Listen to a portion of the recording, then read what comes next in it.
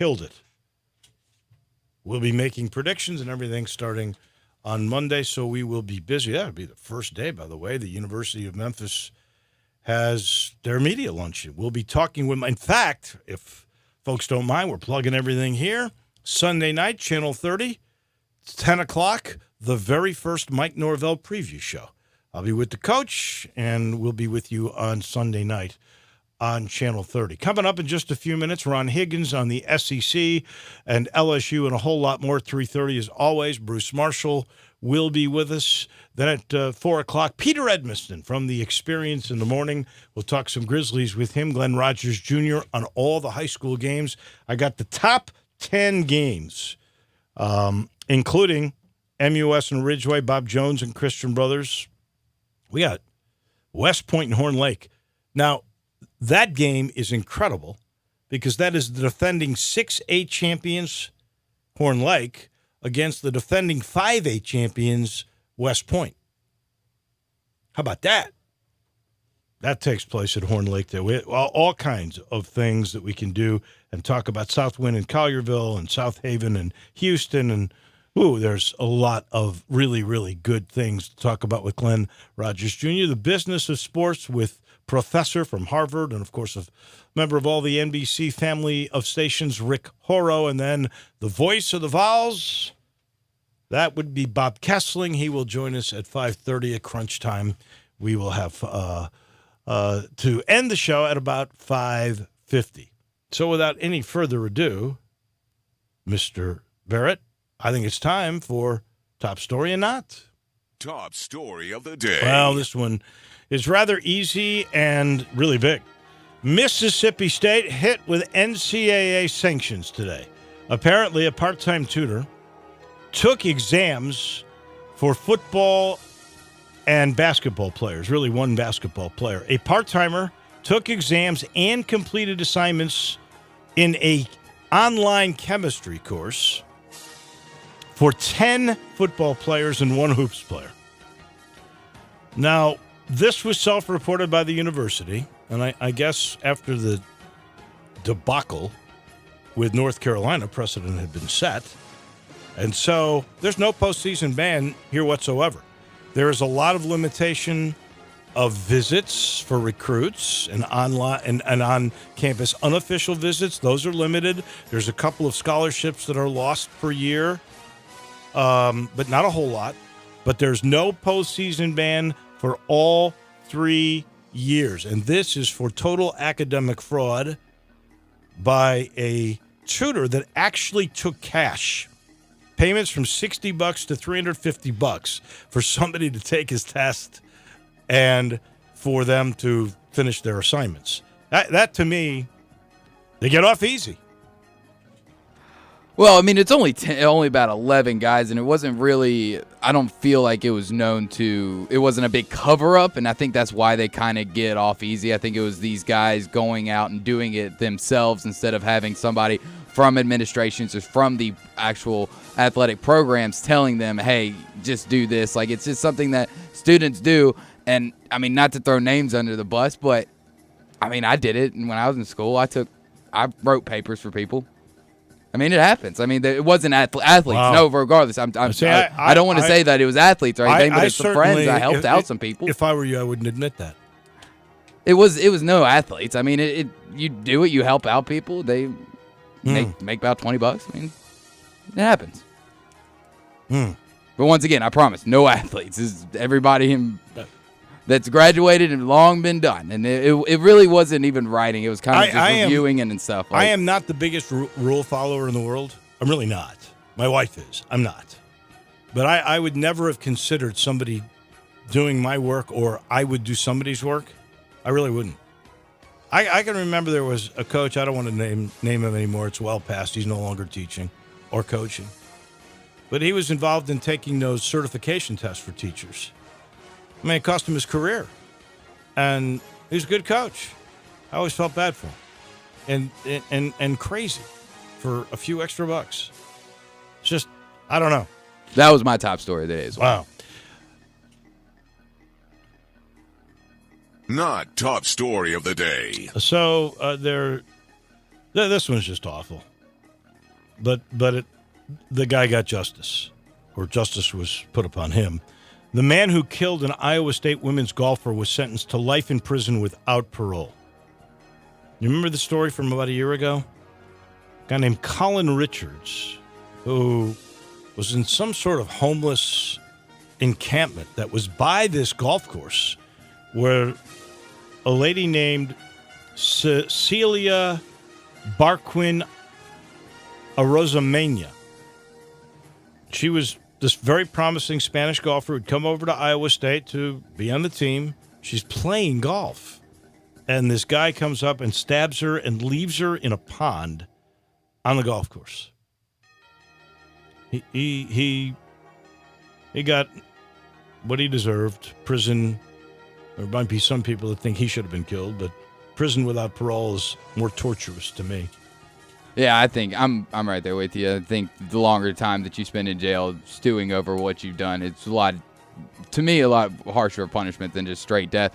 My not top story of the day: investigators for the Sacramento Kings and NBA determined that based on available evidence that there was not a significant basis to support the sexual assault allegations made against Kings head coach Luke Walton. The investigation is considered closed unless new evidence becomes available, the Kings and the NBA said in a statement today. Well, the limited time that I had with Luke Walton when he was an assistant coach during the strike for Josh Pastner, I would never have thought in his character. I mean, how much did we really get to know him? But we were around him for 6 weeks, 2 months, whatever it was. I would never have seen that in his character, and I really liked him. So I'm glad that is the outcome. And those are your top and not top stories of the day. There are plenty of things with which we will talk, but we are loaded with guests. I'll let you know this portion of the show is brought to you by Family Leisure. We're sitting in the Family Leisure studios, and we still got a week. I know we got a week left on this summer liquidation sale.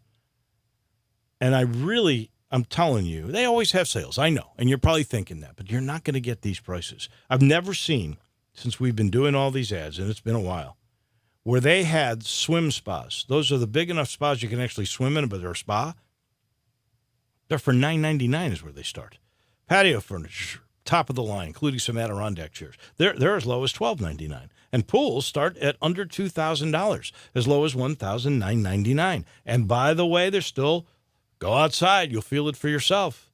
I saw my pool today. There's still enough summer left to really enjoy these great deals. So all you've got to do is get to I-40 and Whidden Road, and you will enjoy this liquidation sale at Family Leisure. We'll be joined here momentarily by Ron Higgins. He was the one that said to me yesterday, I thought it was so interesting. We are in a different era when you think about the college football playoffs. And Ron pointed out to me, and I guess there was enough evidence that even Ed Orgeron figured this out. He had to score more points. They had averaged, I think Ron said, like 29 points a game in the 5 years since we've had the college football playoffs. The average national champions point total, 44 points. We bring in the man from LSU now, from Baton Rouge and 24/7. That would be my friend Ron Higgins, who I just inadvertently dropped. We got a little new computer set up here, and I blew it.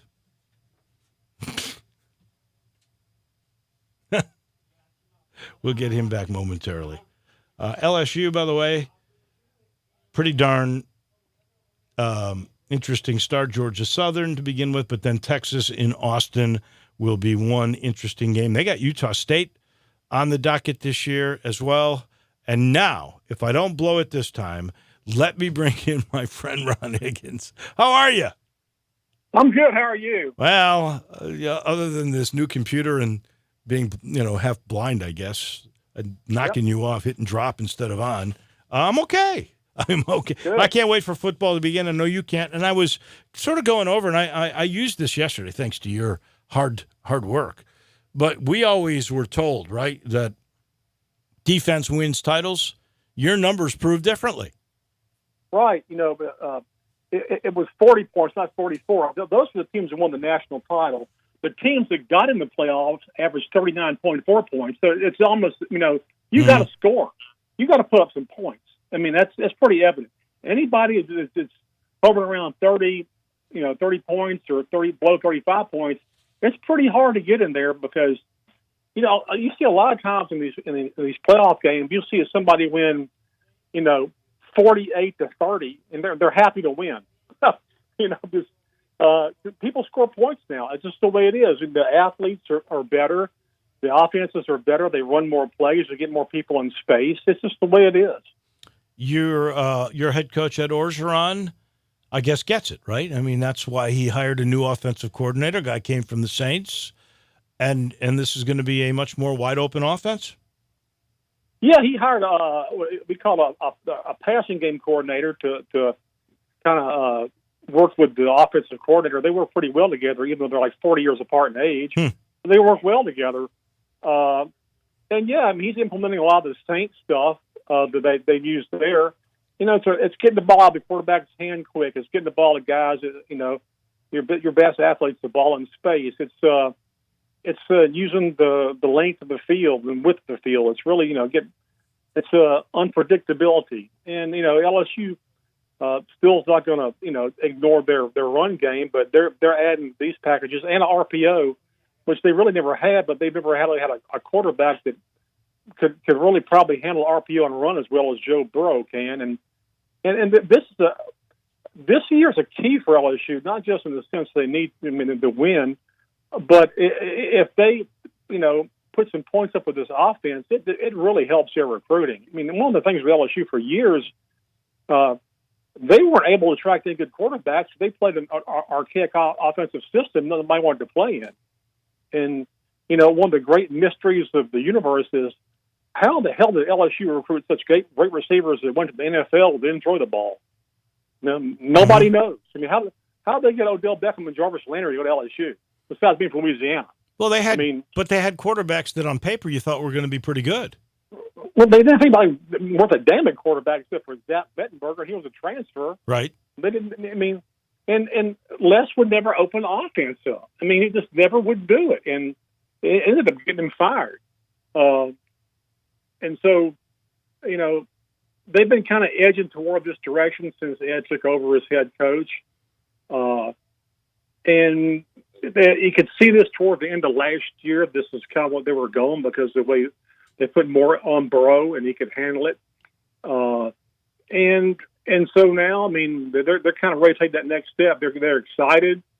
I don't know how much they'll show against Georgia Southern, but they better not take them light because Georgia Southern, pretty feisty team. They've shown that before. They're a one AA team for a long time, and they've been a pretty decent team in Division I. So LSU better not go in there and think it's a walkover. But I don't think they'll do that. Once you have an experience like 2 years ago with Troy, you don't kind of take stuff light anymore like that.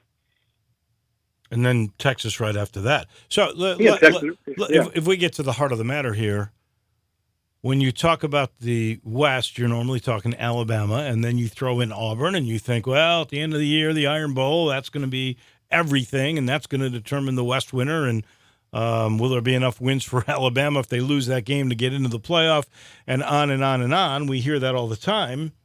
But is LSU actually good enough, talent-wise, coaching-wise, to compete with those two? Oh, yeah. I don't think they can compete with Auburn. They've done that. I mean, They pretty much have handled Auburn pretty much the last 2 or 3 years. And the Alabama thing, well, they've got LSU's got to match Alabama on the line of scrimmage on both sides of the ball, and they've got to be more unpredictable on offense. And I think they can be more unpredictable on offense as far as matching them on the line of scrimmage. They're getting closer. Will this be the year? We'll see. But, I mean, the one thing about Orgeron is he keeps it pretty basic as far as, people ask, what will it take to beat Alabama? And he says, well, you got to find as many big guys on both sides of the line of scrimmage as Alabama has. When you have that, you have a chance to beat Alabama. and he's right. I mean, that's Alabama. I mean, everything's based on their line of scrimmage and how they dominate the line on both sides of the ball. And if you can match that, you got a chance. I do find it interesting that now I think Orgeron has been accepted as a head coach, whereas we all looked sort of sideways and are you kidding and that sort of thing. I looked at hot seats from this league, right, and everybody has Gus Malzahn always. He's the hottest, it seems, or most years, and he's up there as number one. I've seen most of these predictions that Matt Luke at Ole Miss is the second hottest of the seats. I've even seen Chad Morris on there in his second year. Seems a little silly to me, but okay. Yeah. He's on there. I've seen Vandy and Mason on there. So that's four. Not seeing Orgeron. The first time he's like they've accepted him now. I mean, a year ago, I would get on radio shows in the summer, and people would ask me, "How many games do you think Ed Orgeron will last this year?" That's the question I got, and I would tell them he's going to last all year. They're not going to fire him during the year. But he turned it around with a team that had no really experience at running back, no really experience at wide receiver, and he made two key moves. He got two graduate transfers, one quarterback, Joe Burrow from Ohio State, and a kicker named Cole Tracy from a small college in the east, up in Northeast, Assumption College. And those two guys saved LSU season and possibly Ed's job. They accounted for like 60 or 65% of LSU's points last year. And they turned around. They had a 10-3 season. I mean, with a team that really had not much offensive experience. The defense was pretty good. Had some blips along the way. They lost to Florida on Burrow through interception at the wrong time, but he came back the next week and they just drilled Georgia. Alabama, they didn't play well at all. And the A&M game, they probably should have won that 2 or 3 times. A lot of officiating decisions on both sides of the ball late in that game that were questionable. The LSU lost. The 7 overtime game, LSU's defense didn't stop them. But Burrow was magnificent in that game. If LSU won that game, the way he played would be regarded as one of the great individual performances in LSU history, but it's kind of forgotten. But they were 10-3, went to the Fiesta Bowl and beat you at Central Florida. They had a great recruiting year. I stop right there for 1 second. I don't think anybody would deny that Orgeron is a really good recruiter. He was at Ole Miss. He was at USC. He's been doing that in Baton Rouge. No one would deny that. No one would know him better than you either, because you were there in Memphis as the beat writer of Ole Miss when he got that job as the head coach. Do you see a real head coach now? Is he the real thing? Yeah, he's the real deal now. I mean, he really is. He understands. He makes good decisions on coach hires. He understands, how to correct a mistake pretty quick. Hires really good people. Even last year, when you're 10-3 and you're feeling good about yourself, he understood. We're not scoring enough points. We're not scoring enough points for to win championships. We're not scoring enough points, so I got to go out and find somebody who will help me score more points. And somebody who can work within the system we have and add his stuff and come up with something. And he's done that. He's made really good in-game decisions. I mean, he's a good game manager. He's really become a pretty solid head coach. I don't know if he'll ever get that credit for it until maybe he wins like a Coach of the Year award in the league. I don't know if he'll ever get that credit. I mean, I think people still look at Ed like he was at Ole Miss, or look at Ed the way he talks, and he's a big, rough Cajun that talks with a real deep voice, and they perceive that. They look at that, and they kind of stereotype him as being a big, dumb Cajun. Mm-hmm. And he's far from that. The guy's a smart football. He's got a really smart football mind, and he learned a lot from his Ole Miss thing. He learned the mistakes he made, and frankly, he corrected them. I mean, he went to USC and was interim after Kiffin left, and was a pretty good. I think he was 6-2 as an interim there, and kind of learned how to be a head coach. And he's been a pretty good one so far. I mean, I think his 2 or 3 year record was better than Saban in his first 2 or 3 years. Wow. Which I'm not saying he's Saban. Wow. Nobody's No, Saban. no. But the thing is, Saban had some of the same things happen to him than Orgeron. Saban, Orgeron lost to Troy his second year. I mean, it was like people thought it was a disaster. Hey, back when UAB wasn't very good, LSU lost to UAB in Tiger Stadium, and you thought they were people would jump off the top of Tiger Stadium and lost to UAB in a non-conference game. But they got better, and just like Ed's teams got better. So yeah, and people here have wanted him to succeed. The players play hard for him, and the coaches coach hard for him. He recruits well, and we'll see how it works out. I mean, so far he's, the only blip so far was he hired an offensive coordinator in 2017 that really didn't. I think was so far the other way than what Les was doing. He kind of went way the other direction. It didn't work out, and he got rid of him after a year. But again, that happens. You look around, there new coaches at different places might hire an offensive coordinator they don't like and get rid of him after a year. Saban did it at Alabama his first year, got rid of the guy. So it happens, and we'll see. I mean, they got their entire recruiting class for 2021 committed. Mm-hmm. Wow, already. That's amazing. Yeah, it's a pretty damn good one. I mean, he's so... real quick before you run out of time, two things. And I only got about a minute and a half.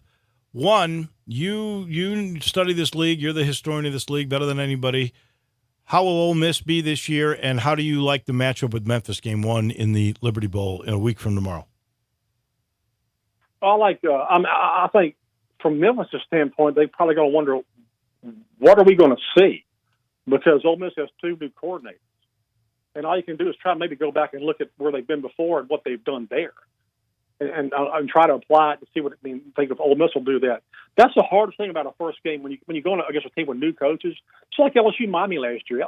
Miami didn't know what they were going to get with LSU's offense. Had no clue. Mm-hmm. And they probably got a little surprised. Well, Memphis has a new defensive scheme too, so they're even on that side. So the first game is always interesting because you're going against a coordinator that you try to find film on, and you think he's going to do some of the same things. Ole Miss has got a new quarterback. They got a really good running back, decent receivers. But man, I just like the way Memphis has played football the last few years. They've been really consistent. They put up big numbers. They're always putting some points up.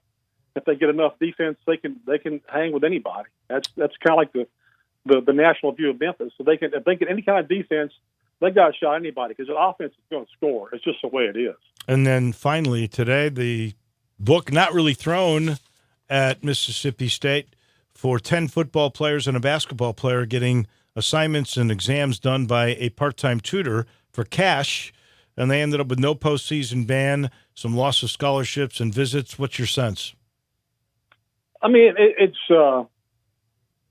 hurts. Every time you lose scholarships, also you'll think you lost a basketball scholarship too. You don't get that many to start with. And they lost some business and stuff. I guess it's an appropriate, sanctions.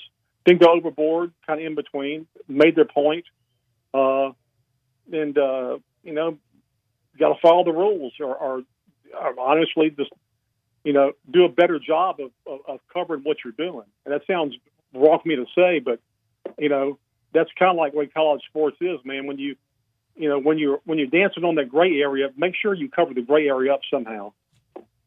He is Ron Higgins, 24/7 LSU, and of course, I think the best historian of the SEC going. Thank you, Ron. We appreciate it. We'll talk to you a bunch more as this season unfolds.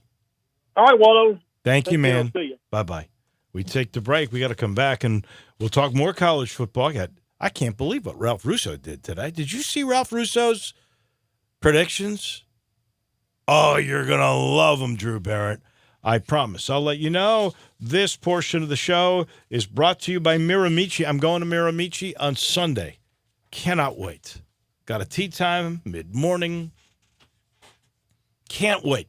Can't wait to hit the back nine. I know the waterfalls will be going and the streams will be going. It's 27 minutes, by the way, from my driveway in East Memphis. It really is. It's not in Millington. It's halfway between Memphis and Millington and Woodstock. It's very quick to get there. It's 12 minutes. If you're living in Harbortown, 12 minutes. I promise. Straight up 51. Can't beat it. Number one public golf course in the state of Tennessee, and it has been for a couple of years, and every year they make improvements. I can't wait to see, since I was out there last, they did this hydration, this aerating of the fairways. They do that all the time, a couple times a year with greens. They do it now with this new agronomical technology. They do it because Fred Edmiston and the crew, they invest in this golf course. They went and got this new technology, and they have aerated the fairways. Can't wait to see what it's like. I'll report on Monday. I'm just telling you, there's a reason why it's voted number one every year. Best public golf course in the state of Tennessee. Go find out why. Go visit Miramichi. We take the time out. When we come back to Vegas, we go with the Golden Man, Bruce Marshall from the Gold Sheet. He's next on Sports Time with Wolo and Stats. Greg Gaston and Eli Savoy get you through the midday with Sports 56 Middays. Delivered by FedEx. Weekdays from 10 till 1 on Sports 56, 96.1 and 87.7. Title sponsor of this hour, and we appreciate them very, very, very much, is Lexus of Memphis, 2600 Ridgeway, and online at lexusofmemphis.com. Give them a call at 901-362-8833. Lexus of Memphis, offering the Golden Opportunity Spring Sales Event. Great offers on all 2019 models and always on special lease options. If you ever thought I'd look great in a Lexus, well, guess what? Lexus of Memphis thinks you would look great in a Lexus as well. Drive in luxury and confidence, knowing that every new Lexus comes with complimentary first and second maintenance services. Stop by today at Lexus of Memphis at 2600 Ridgeway and put yourself in the driver's seat of an all-new 2019 flagship LS500, and you will be looking and driving great. Lexus of Memphis, the highest standards in the industry. When you purchase a Lexus, you get top-of-the-line engineering and design, and that makes for the luxury driving experience. Online at lexusofmemphis.com, 901-362-8833. Experience amazing at Lexus of Memphis. Lloyd C. Douglas tells the story of Thomas Hearne, who, in his journey to the mouth of the Coppermine River, wrote that a few days after they had started on their expedition, a party of Native Americans stole most of their supplies. They were very unhappy about these strangers coming into their land. His comment on the apparent misfortune was, "The weight of our baggage being so much lightened, our next day's journey was more swift and pleasant." Hearne was en route to something very interesting and important, and the loss of a few sides of bacon and a couple of bags of flour meant nothing more than an easing of the load. How do we respond to losing some of our resources for God's work? Because God's work depends upon whether we are on the move or waiting for our last stand. I'm Shane Stanford from Christ Church, Memphis. Remember, you matter. Visit ChristchurchMemphis.org. At Sunrise on Jefferson, there are meals for every appetite, and sometimes you really have an appetite. That's when the plates come in. If you really want to fuel up, have the kitchen sink. 2 eggs prepared any way you like. Sausage, bacon, hash browns, biscuit, and Hannah Farm grits. Now that's a meal. Sunrise also has the best omelet. Look at the menu, it says it right there. The best omelet, and it's true. Spinach, artichoke, tomato, goat cheese, and salsa verde. If you're ready to fill up on breakfast, you're ready for Sunrise. Now, back to Sports Time with Wolo and Stats. This hour of Sports Time is brought to you by Lexus of Memphis. Here once again are Dave Wolochen and Brett Norsworthy.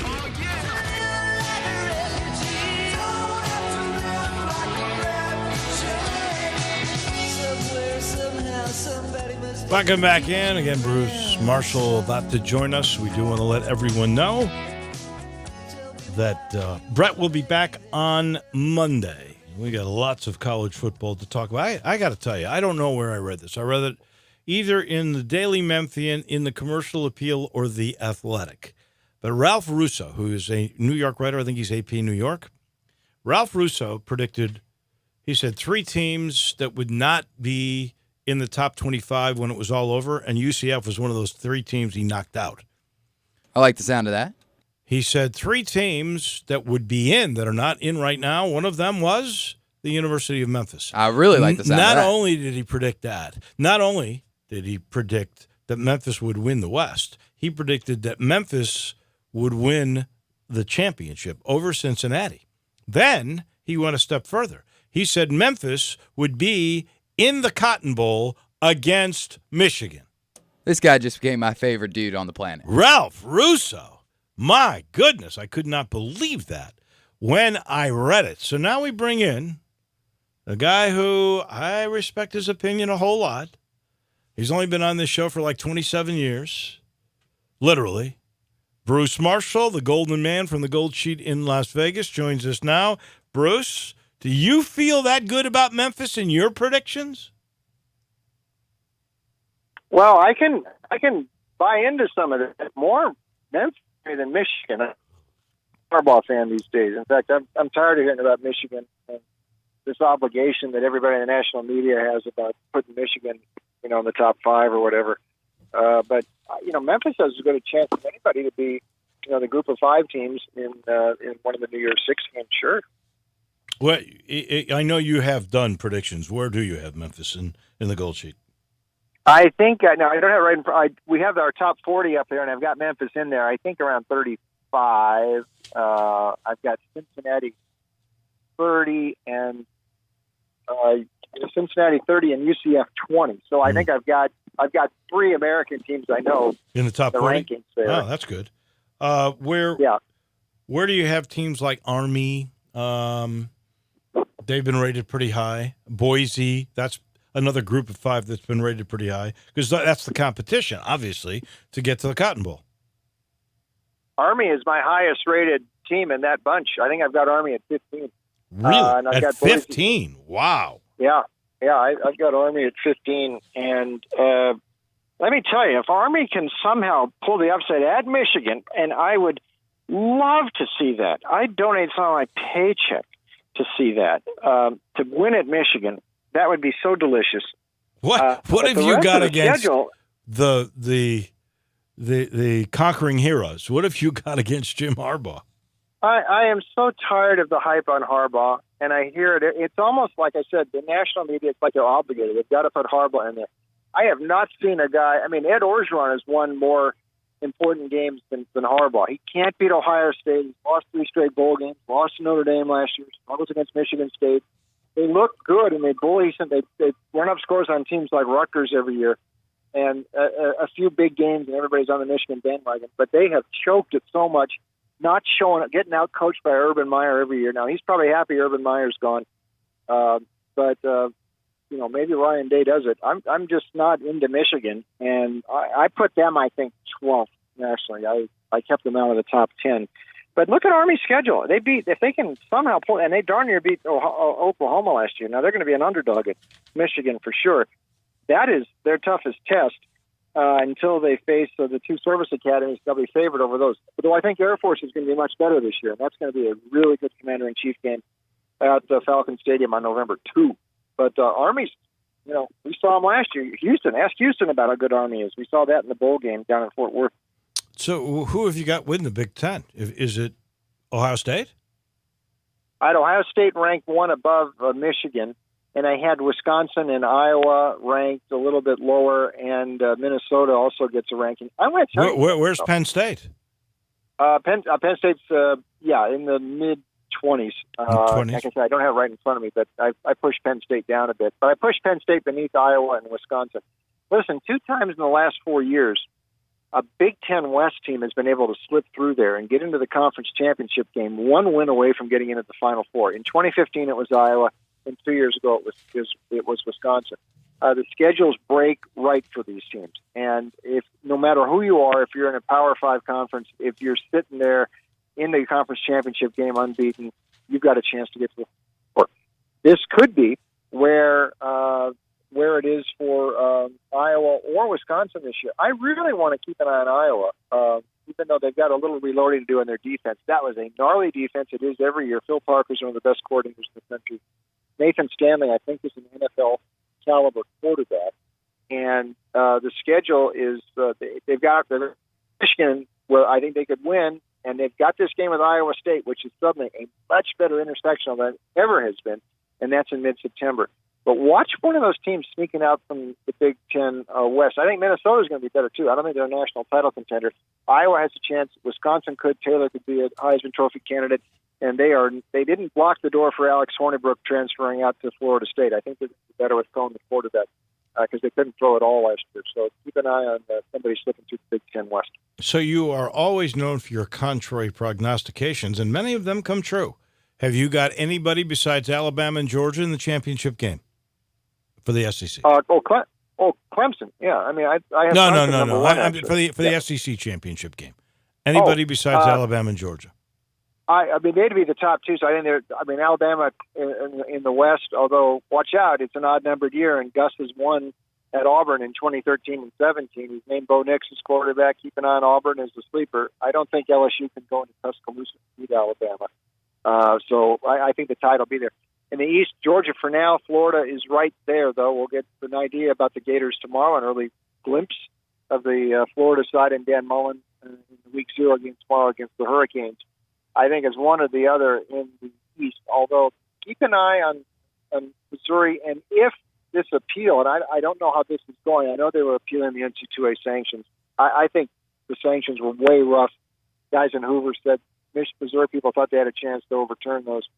The schedule breaks real well for Missouri. Just in case they lift the bowl ban, I think Missouri, with Kelly Bryant at quarterback, gets involved in the SEC East as well. Do you think anything of the decision today by the SEC in an agreement with Mississippi State when they self-reported that they have 11 instances of academic transgression here? One guy, part-time tutor, nothing organized. He just took cash for finishing online assignments and tests in chemistry.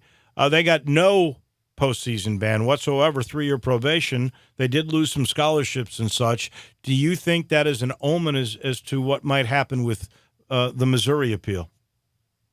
They hope so in Columbia, and I think it would be justified because Missouri did once it found out about the stuff, it did everything properly and reported everything, and they were thinking because they cooperated, they might get some leniency from the NC2A. They didn't, but that's why a lot of people, a lot of Mizzou fans, think they got a shot on appeal here because precedent would suggest maybe they should get off with something like Mississippi State got. You stock them some scholarships, and you do that for a few years, but you don't take them out of bowl eligibility this year because none of the guys around now are involved in what the transgressions were.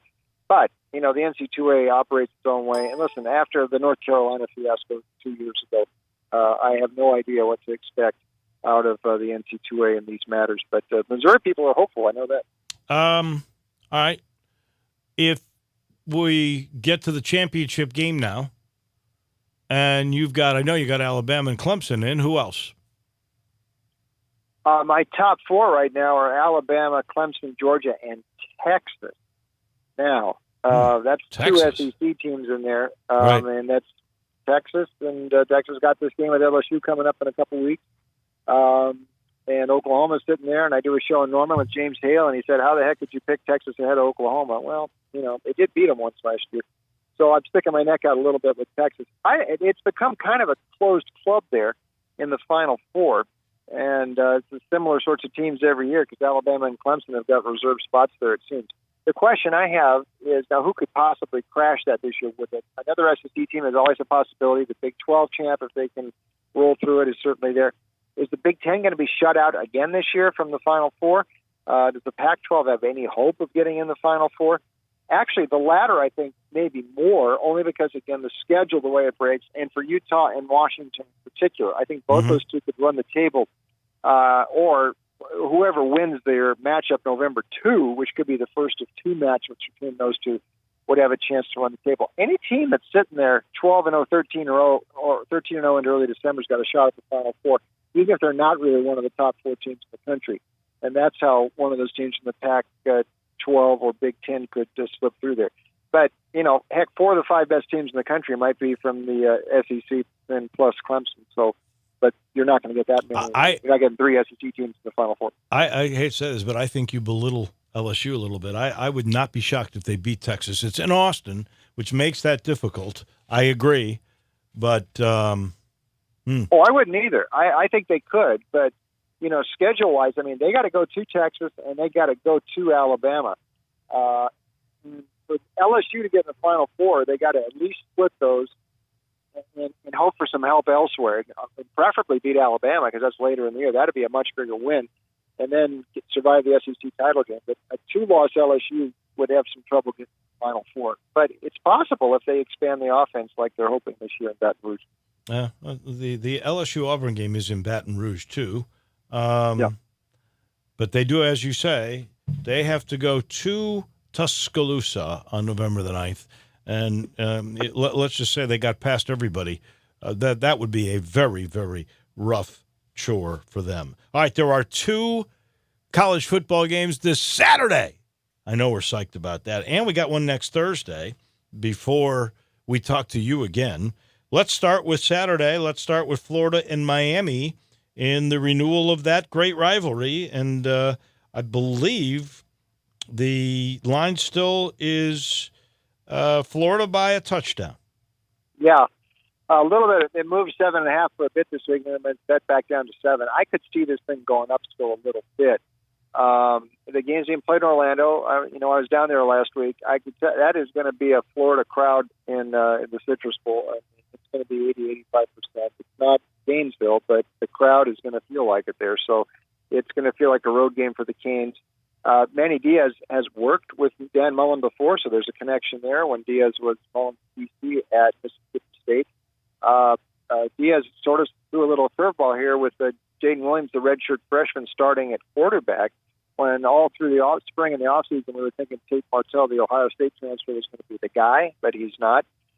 Diaz, of course, was there last year. He left as the coordinator, and the defense was fine last year for the most part. And then he took the Temple job and came back. They're seemingly really excited about Diaz there, almost more than they were about Mark Richt, who was also a Miami guy, right. Played there for Schnellenberger and was a much more accomplished head coach than Diaz, who's never been a head coach.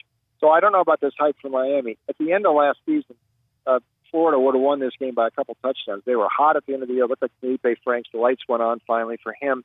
Todd Grantham's defense is going to be a real chore for Miami to solve here, especially with a new quarterback making his starting debut.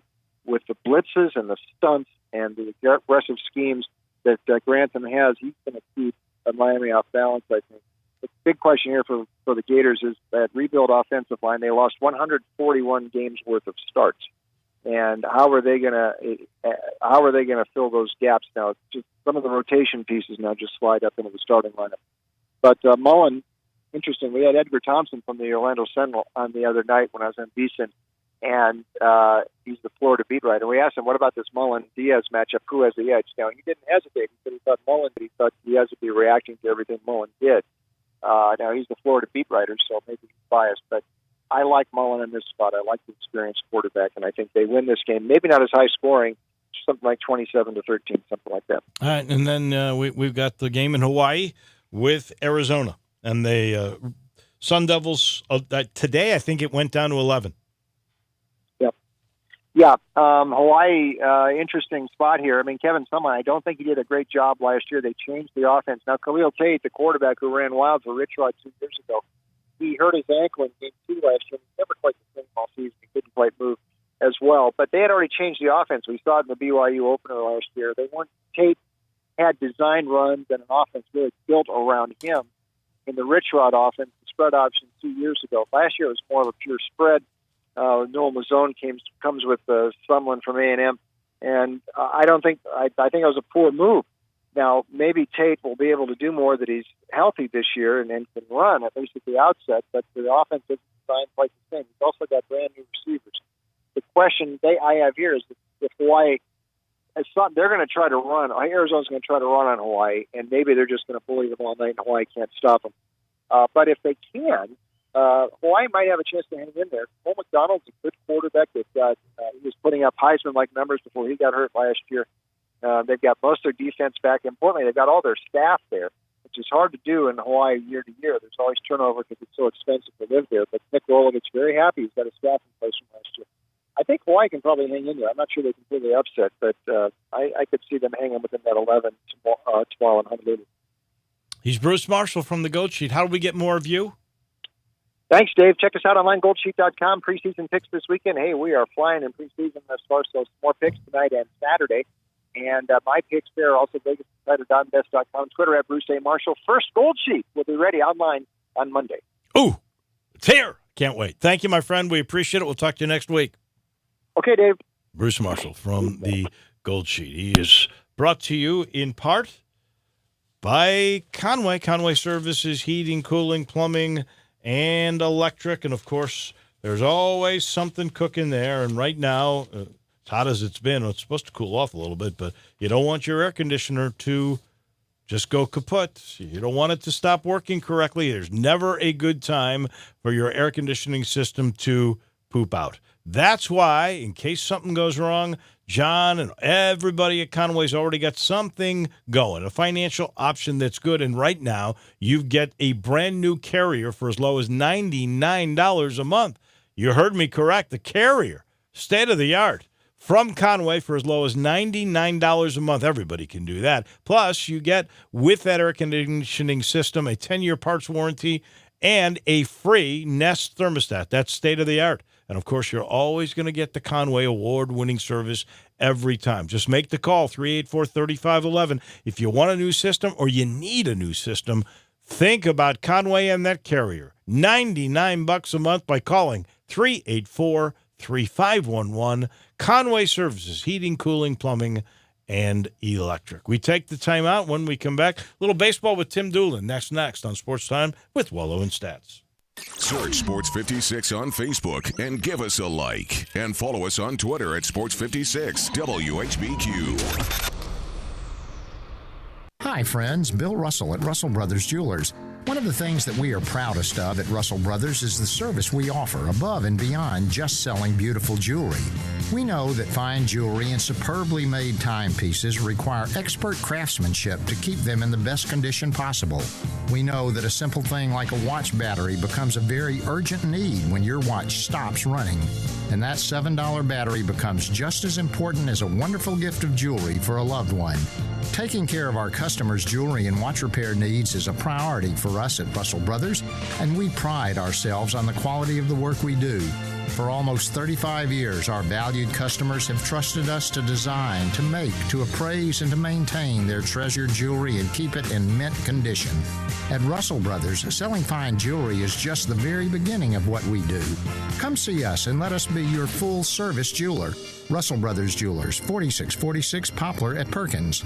Hi, folks. Rob Walker, Infinity of Memphis, and we've got a new Infinity crossover vehicle that has raised the standard of comparison to a new level. Imagine having both sports car performance and eco-friendly efficiency on demand, working together to empower every driving experience. The result of 20 years of engineering, QX50's award-winning variable compression turbo engine is the world's only engine of its kind. Like two engines in one, it delivers a combination of power and efficiency that is truly in a category all its own, and only Infinity has it. You'll never sacrifice performance for the sake of efficiency again. And QX50 MSRP starts at only $36,550, which is less than its Acura, Audi, and Mercedes competitors. Add to that QX50's award-winning sumptuous interior, and you have the best combination of performance and comfort in the mid-size crossover segment. MSRP excludes destination charge, tax, title, license, and options. Infinity of Memphis or online at infinityofmemphis.com. Now, back to Sports Time with Wolo and Stats. This hour of Sports Time is brought to you by Lexus of Memphis. Here once again are Dave Woloshin and Brad Norsworthy. I got to thank the Redbirds. I just got this national championship AAA replica ring. They're giving away, I think, a couple of thousand of them today. It's gorgeous. Did you see it? Oh, it's pretty nice. Oh, my gosh. Really spectacular. I need something good like that because we bring in our baseball guy, Tim Doolin, kind enough to join us. Normally, we've been talking to him on Thursdays once college football gets hot and heavy. And Tim was kind enough to come on today, and I need somebody to lean on. Tim, I have looked at what's going on in Wrigley Field. It is a total massacre. I am totally depressed. 8-0. I just cannot believe John Lester could be so bad, so terrible as he was today. 8-0 Nationals, top of the eighth. And when this game is over, the Cubs and the Cards will be tied for first place in the National League Central again. Well, I think the bigger topic of despair would be that it was John Lester that gave up all the runs. I think a six guy of them you're at really least. counting on to help you win the division versus your fourth or fifth starter. So obviously that is a troubling fact that they're losing 8-0. You've said all along, and I'm going to agree with you now. I really thought the Cubs a week and a half or 2 weeks ago when they built that 4-game lead in the division over the Cardinals. I really thought that was the separation time. They were going to make their move. Obviously, that has not worked out. You said this would go down to the wire even then, and I'm in total agreement with you on the way things are going. The Nationals, they're all in battle now for the rights for a wild card. You could see but the Cubs or the Brewers or the Cardinals, two of those three teams not even make the playoffs. Right. Well, if there's one team in baseball that is really, really coming to the forefront to saying, hey, we're here and we're not going anywhere, it's the Nationals. And I think Dave Martinez has done a great job managing that club, and having lost Bryce Harper and at some point in time you look up and you go, man, these guys just are really, really solid defensively. Pitching's good.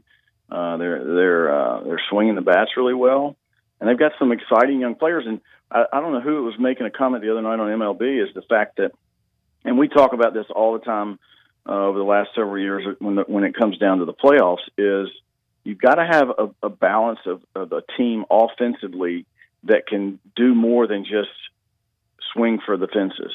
You got to have some ability to run. You got to have some ability to put balls in play, hit and run, because making contact is going to be paramount because you're facing premium arms in the playoffs. So if your strikeouts are one of the lowest in the leagues like the Nationals are, I think they're a team to contend with.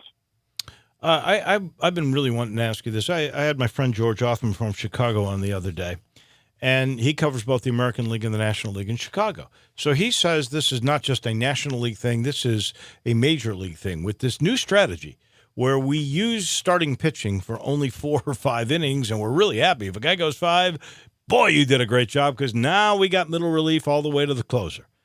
He says, and this is the part of the reason besides the juice ball, that the offensive numbers are so crazy and out of whack is because bullpens are just worn out. That baseball wasn't really meant to be played this way, that a guy's not supposed to be going out there every day and pitching an inning. Maybe there's one strong guy on each team that's a closer, but the problem with baseball and the offensive proliferation is based on a bad strategy here by analytics and managers by putting too much burden on the bullpen. You buy it? I do buy it, and I think that I'm hoping that and do think that over the next couple of years it's going to balance itself out to where it's going to be less and less of the analytics and more of the traditional way of thinking. I hope that's the case anyway, because it's not. To me, it's just not. The games aren't being sped up. And that's the big thing that Manfred's talked about. If anything, it's lengthening the games the way that the analytics and all these new philosophies have taken shape. It is interesting. I actually thought this might work to begin with, but the more you think about it, if you ask a guy to go out there, and every one of those guys in the bullpens now can throw near in the 90s, right? I mean, and they're supposed to go out there, and they're supposed to give you 20 pitches as hard as you can throw, and then you're supposed to do it again the next day. And I noticed Joe Madden is now giving like some of the older pitchers, the veterans, days off of rest, hoping that the bullpen will get better. Today it was Lester who blew it for him.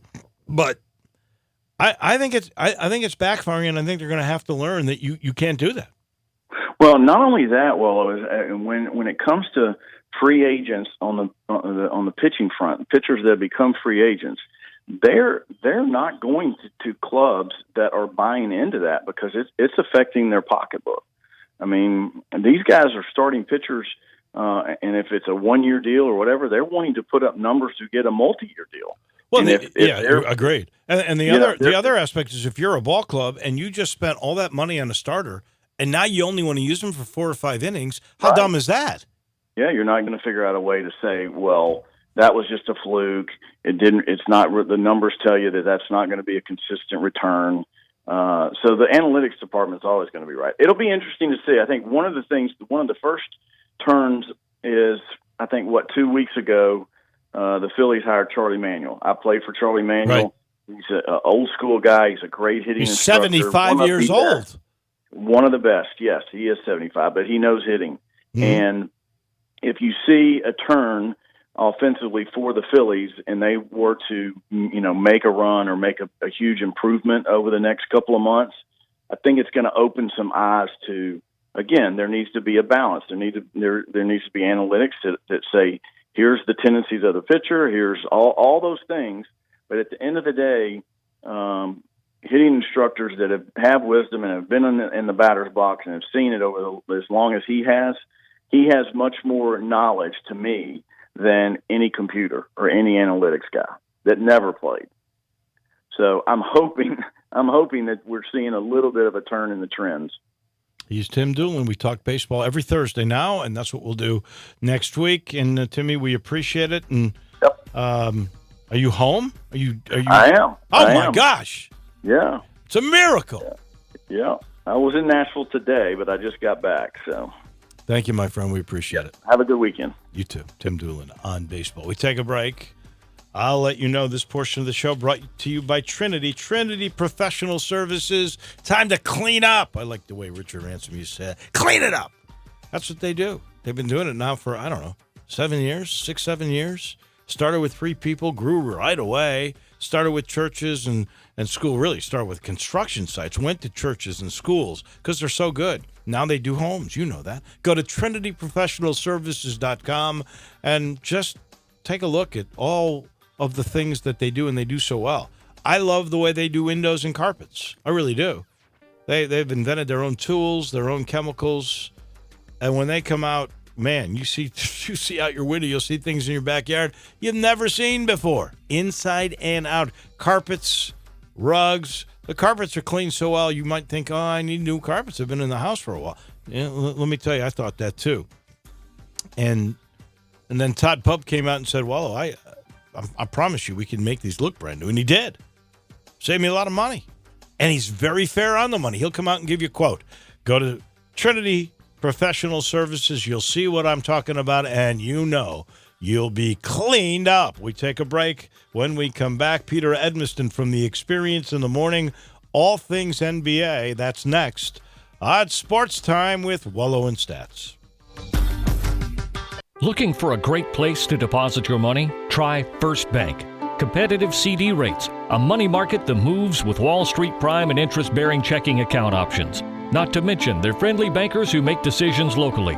To find out more, stop by one of First Bank's 3 local branches. 6482 Poplar Avenue, just east of International Paper.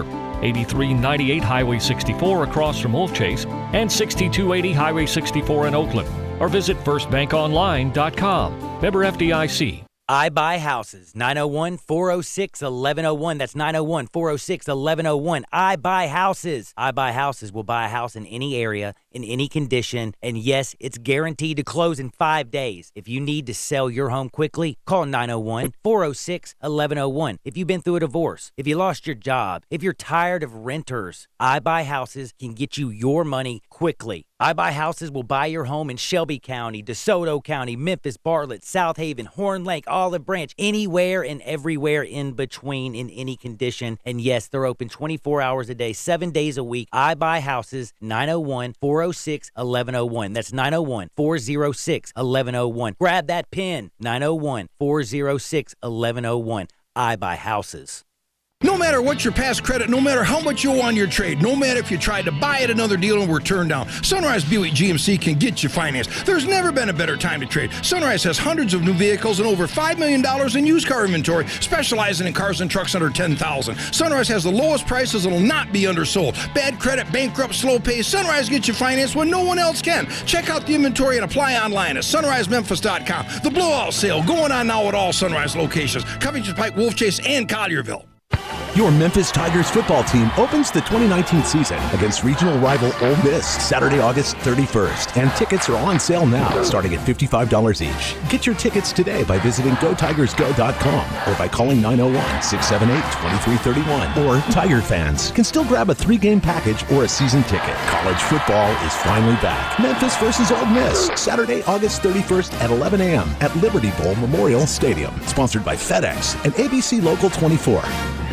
Welcome back to CarMax Will Buy It. Let's jump right back into the action. A used minivan with 200,000 miles. Cassandra. CarMax will buy it. That's correct. The car you're driving now. Cassandra again. CarMax will buy it. You're on a roll. Any car at all, no matter what. Jerry? Is the answer CarMax will buy it? That's right, because CarMax buys all the cars, no matter what. No questions asked. CarMax will buy it. We are Sports 56 WHBQ Memphis, WIVG-FM Tunica Memphis, and WPG-FLP Memphis. Flynn Broadcasting Stations. Now, more of Sports Time with Wolo and Stats. This hour of Sports Time is brought to you by Homer Skelton Hyundai. Here once again are Dave Woloshin and Brad Norsworthy. Welcome back in on High School Football Friday. That begins tonight. Man, we're psyched. Christian Brothers and Bob Jones from Alabama. It's on 560 a.m. That'll be tonight. And then Germantown and KIPP. Germantown, new with us. We're so happy to have them aboard as a school that we will be airing their games all year long. They will take on KIPP on 96.1 and 87.7. So we got a couple of high school teams we'll be watching very closely. Bottom of the hour. Per our tradition, our coach, Glenn Rogers Jr., will be in the house. In the meantime, it's never non-NBA basketball. From the morning show, The Experience, and from The Athletic, which I've been reading a bunch lately, Peter Edmiston joins us now. And Peter, I got to start with 52,000 people in Melbourne, Australia, to watch Team USA against the Australian national team. That's amazing. 52. Did they do it in a soccer stadium? They did it at it was a Aussie rules cricket / rugby. I presume they do play soccer there, but really soccer's not as big as Aussie rules and cricket and rugby over in Australia. I was on when I was down in Orlando this summer on vacation with my family. Ran across several Australians down there, and we started talking about this, that, and the other, and basketball came up, and huge basketball people, and talked about how much the sport was growing in their country, and it was it's a big deal. It's a big deal over there. It's not quite up to the other sports just yet, but it's getting there, and you could tell. I mean, they were into it, and it looked kind of like, the angle and the game and all that. It kind of reminded me of one of those NCAA tournament games when they played in the big arena. It was a weird setup. Do they draw well for that? I know they have that professional league, and I don't know if that's connected with New Zealand. RJ Hampton went to go spend the 1 year they would have spent. He's part of that's the New Zealand Breakers of the team that he's on, right. And actually they'll be here to play the Grizzlies the 8th, the day after Pro Day over at the University of Memphis.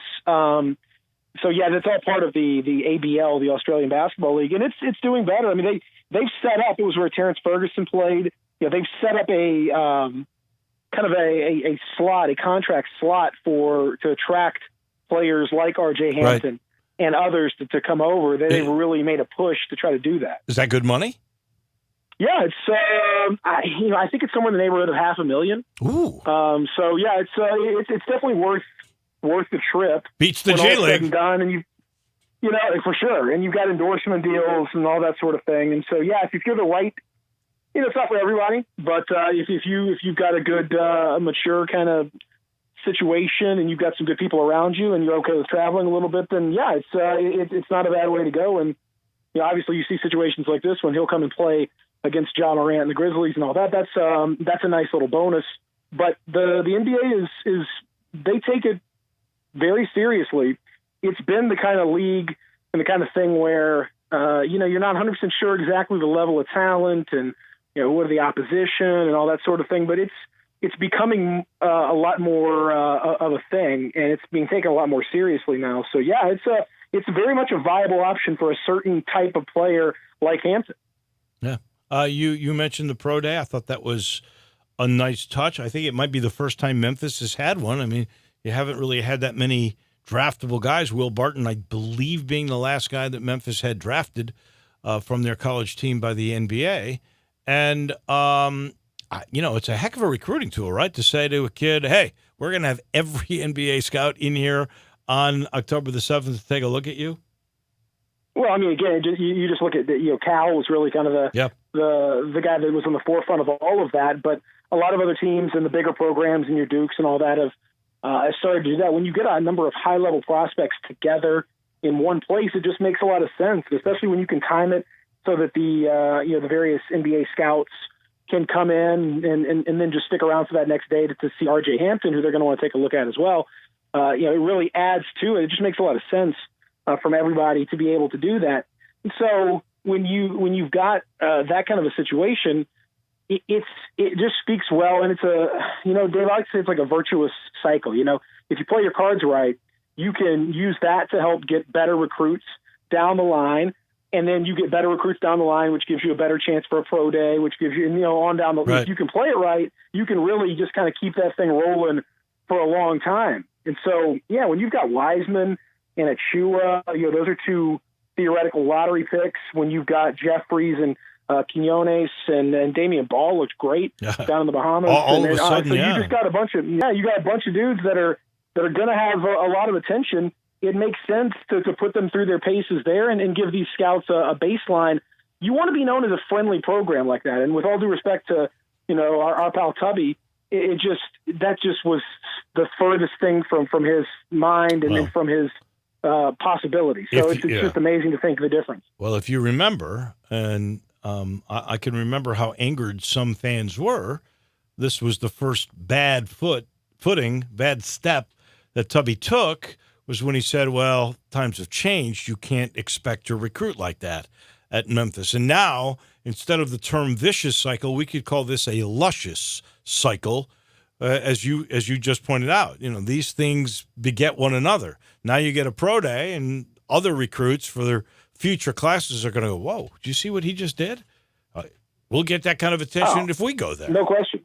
Yeah, I mean, if you play your cards right, it's a huge bonus for you on down the line. It's just something that really is a benefit to your whole program. And, you can see, that's just something, it just makes sense. I mean, kids, you want to put yourself in that best opportunity and in the best window. That's why, honestly, Dave, I think as much as Wiseman was a huge get for Penny, and as much as a lot of these guys were so important, Quinones, and then most importantly, Precious Achua, I think was a game changer for Penny to get a guy totally out of area, totally not, connected in any way, shape, or form really with Memphis prior to this, and just came because of Penny and his staff and what it meant and what it could mean for his career. And Boogie Ellis. You can start getting those kinds of guys, and Boogie Ellis. Same way. When you start getting those kinds of guys, that's a game changer for your program right there. When you get Boogie away from Duke and the guy is from California, that says something right there. There it's is huge. No doubt about it's it. It's huge. No question about it. I want to go back to the to Greg Popovich and this national team and all these guys not wanting to play. And I've been meaning to ask you about that. What's the deal there? Well, I mean, it is guys not really having a lot of respect, I guess, or respect is the wrong word, but not a lot of admiration and esteem held for the World Cup as opposed to the Olympics. I mean, the Olympics, everyone wants that gold medal, but at least in our country, that FIBA World Cup medal is not something that is really valued anywhere close to the same way.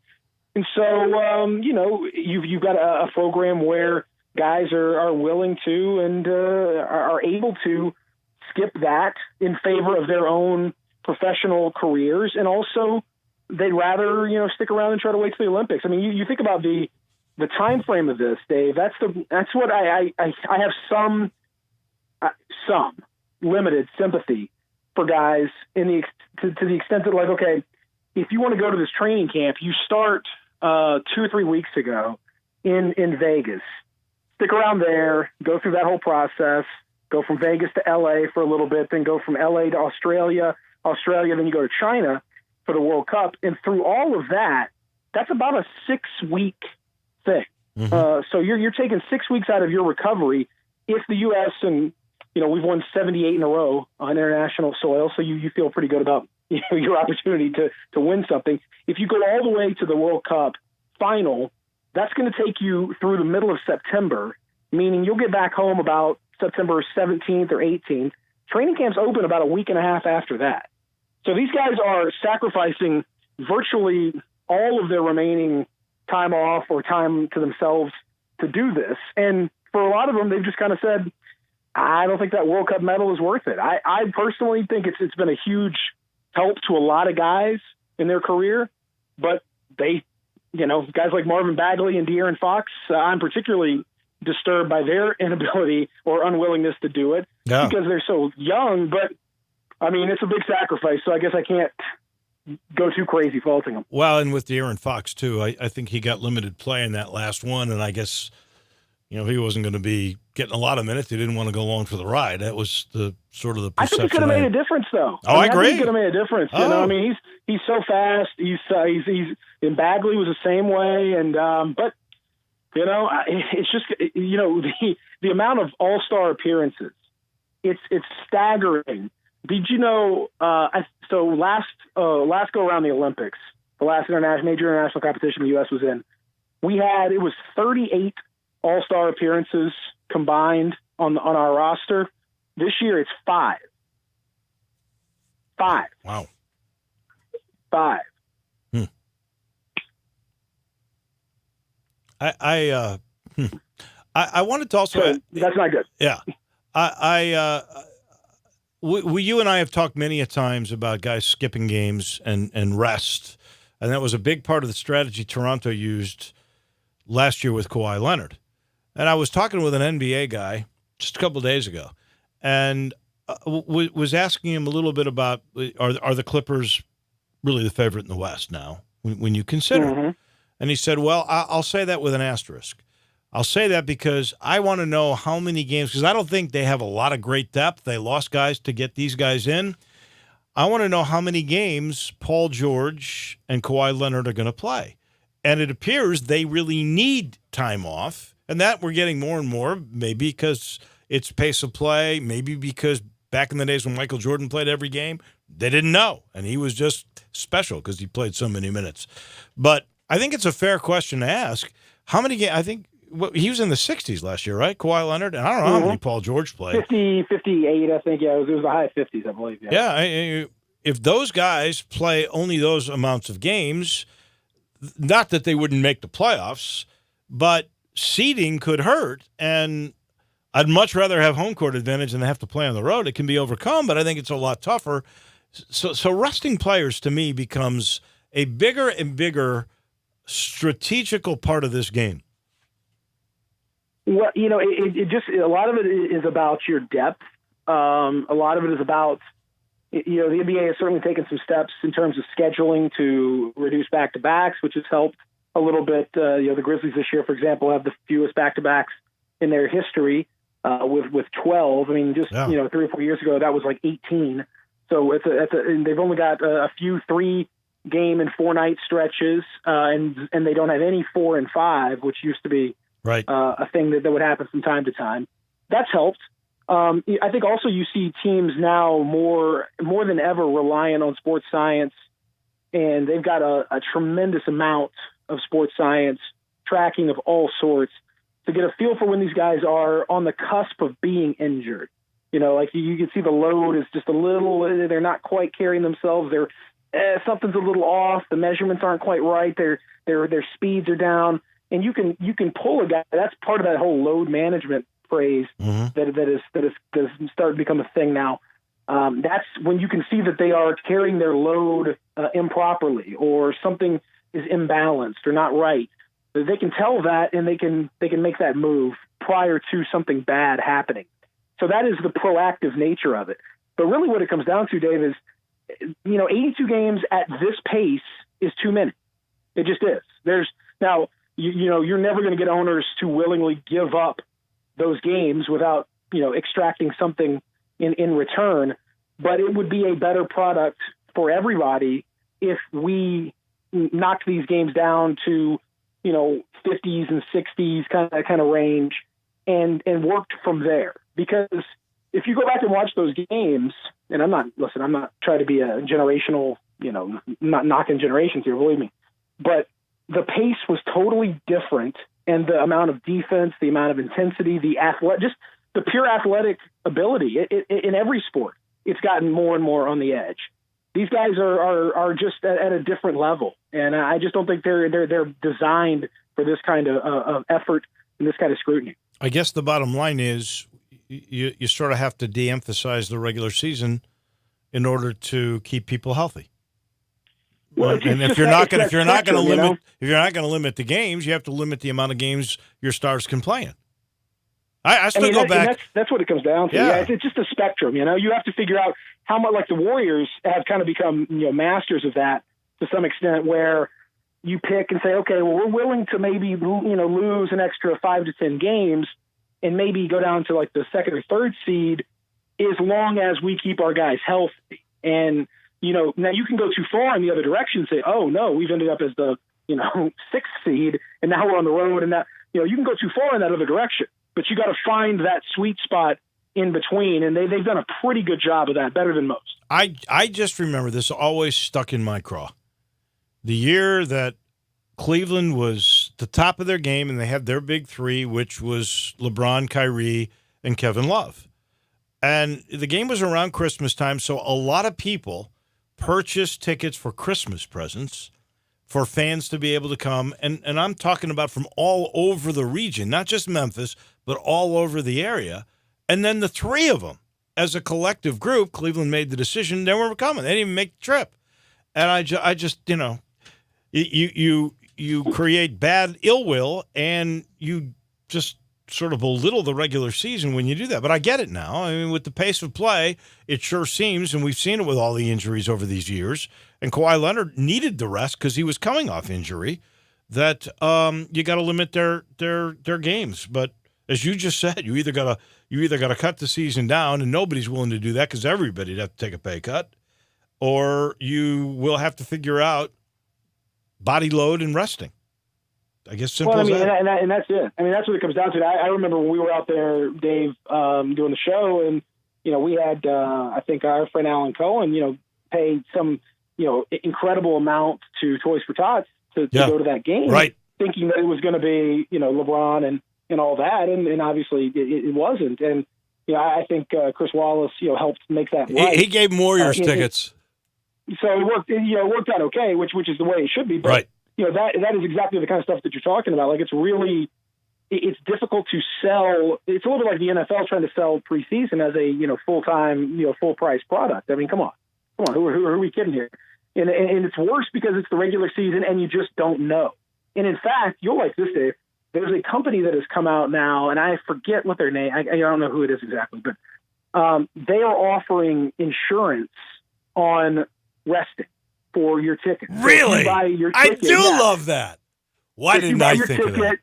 Yeah, it's a great thought. I know. If you buy your ticket at full price or whatever it is, and you get it insured, kind of like travel insurance or something like that, something happens, then you can get your money back, or you can push it towards a different game or something to that effect. You can be somewhat protected against that sort of thing. So what's the cost? These are the cottage industries that jump up. It's a great idea. I think it's incredible. What's the cost though? Like, I don't know. Let's just say I'm not sure.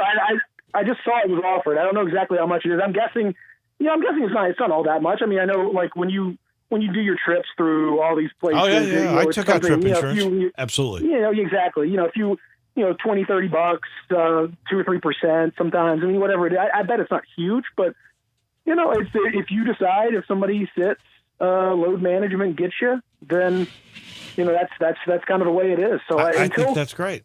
If it's let's just use $100 because that's probably pretty close to an average ticket. $100. So what do you do? You pay $15, 15% for insurance.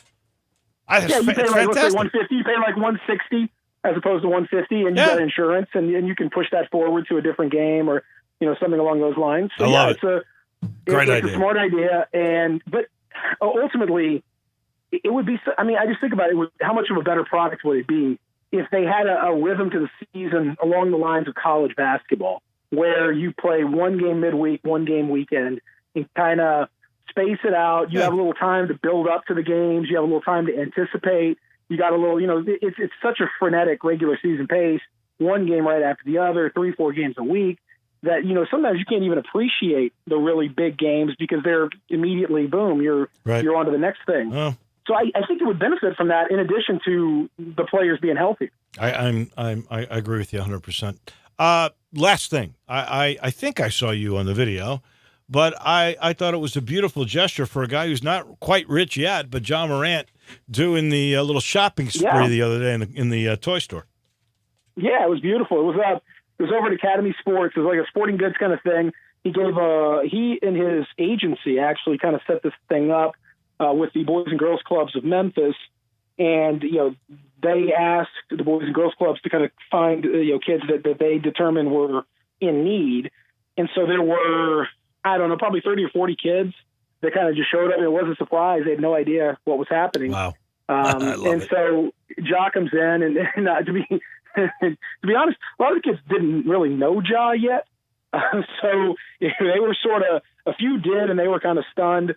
Most of them didn't quite know, so they had to kind of be explained, like, oh, this is Ja, he plays for the Grizzlies. Oh, okay. He's a rookie. But it was cool because not only was he there and doing his thing, but it was him, his girlfriend, his mom and dad were all there and all kind of helping the kids all through the whole process. They were there for, I don't know, an hour and a half, 2 hours, something like that, and they had a little pizza party afterwards. They footed the bill. Academy did a lot too, which was nice. And so it was a really fun thing. And I don't remember, I know a lot of guys, Zach Randolph's always been very, proactive in the community. And, Mike and Mark have done amazing work. Tony Allen and, Shane Battier did a bunch of stuff. There were a lot of guys who have been very charitable. But I don't remember, Dave, a rookie, before he's even played game one, insisting on jumping in right out of the gate and not only doing it, but like getting he's out there like putting shoes on these kids. Like I saw him put the little kid named Nehemiah and Jaws down there, like on hands and knees, putting shoes on this little kid. Like that's just, I thought that was really cool. That was a tremendous gesture. I'm with you. I don't think I've ever heard of a guy before he's gotten a paycheck who did a thing like that. It is a beautiful thing. And he was. I think I heard him on the video kidding around going, do I get one too?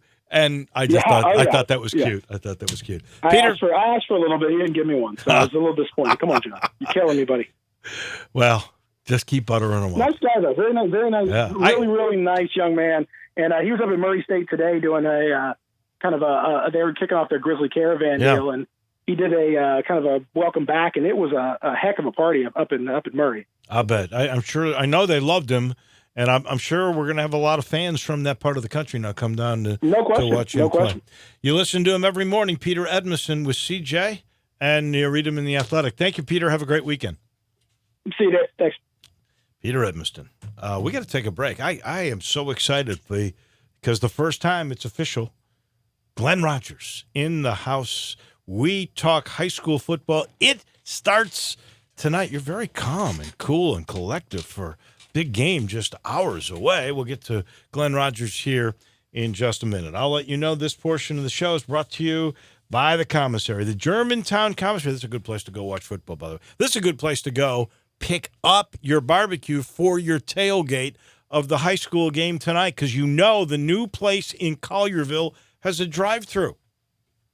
And how convenient is it? It's right at Poplar and Houston Levy Road. If you're going to Houston, if you're going to Germantown, if you're going even to MUS Ridgeway, it's not far. Now, the one in Germantown might be closer, but you don't have a drive-thru there. But we got two Germantown commissaries. We still got the great, great old Memphis-style hickory smoked, slow-cooked, absolutely wonderful shoulders and ribs. That's the way they do it at Germantown Commissary. And they got party packs as low as $5.95 for self-serve catering. Telling you, this is the place to go on Saturdays to watch football, too. They got that cool patio. There's TVs out there, and they got all these TVs inside. You have your own little private party room. They've doubled the fun. Germantown Commissary, the original in Germantown, the newest one, Poplar and Houston Levy Road in Collierville. Glenn Rogers Jr., high school football, week number 1. That's next on Sports Time with Wolo and Stats. Get happy with Johnny Radio's Happy Hour. Weekday afternoons from 1 till 3 on Sports 56, 96.1, and 87.7.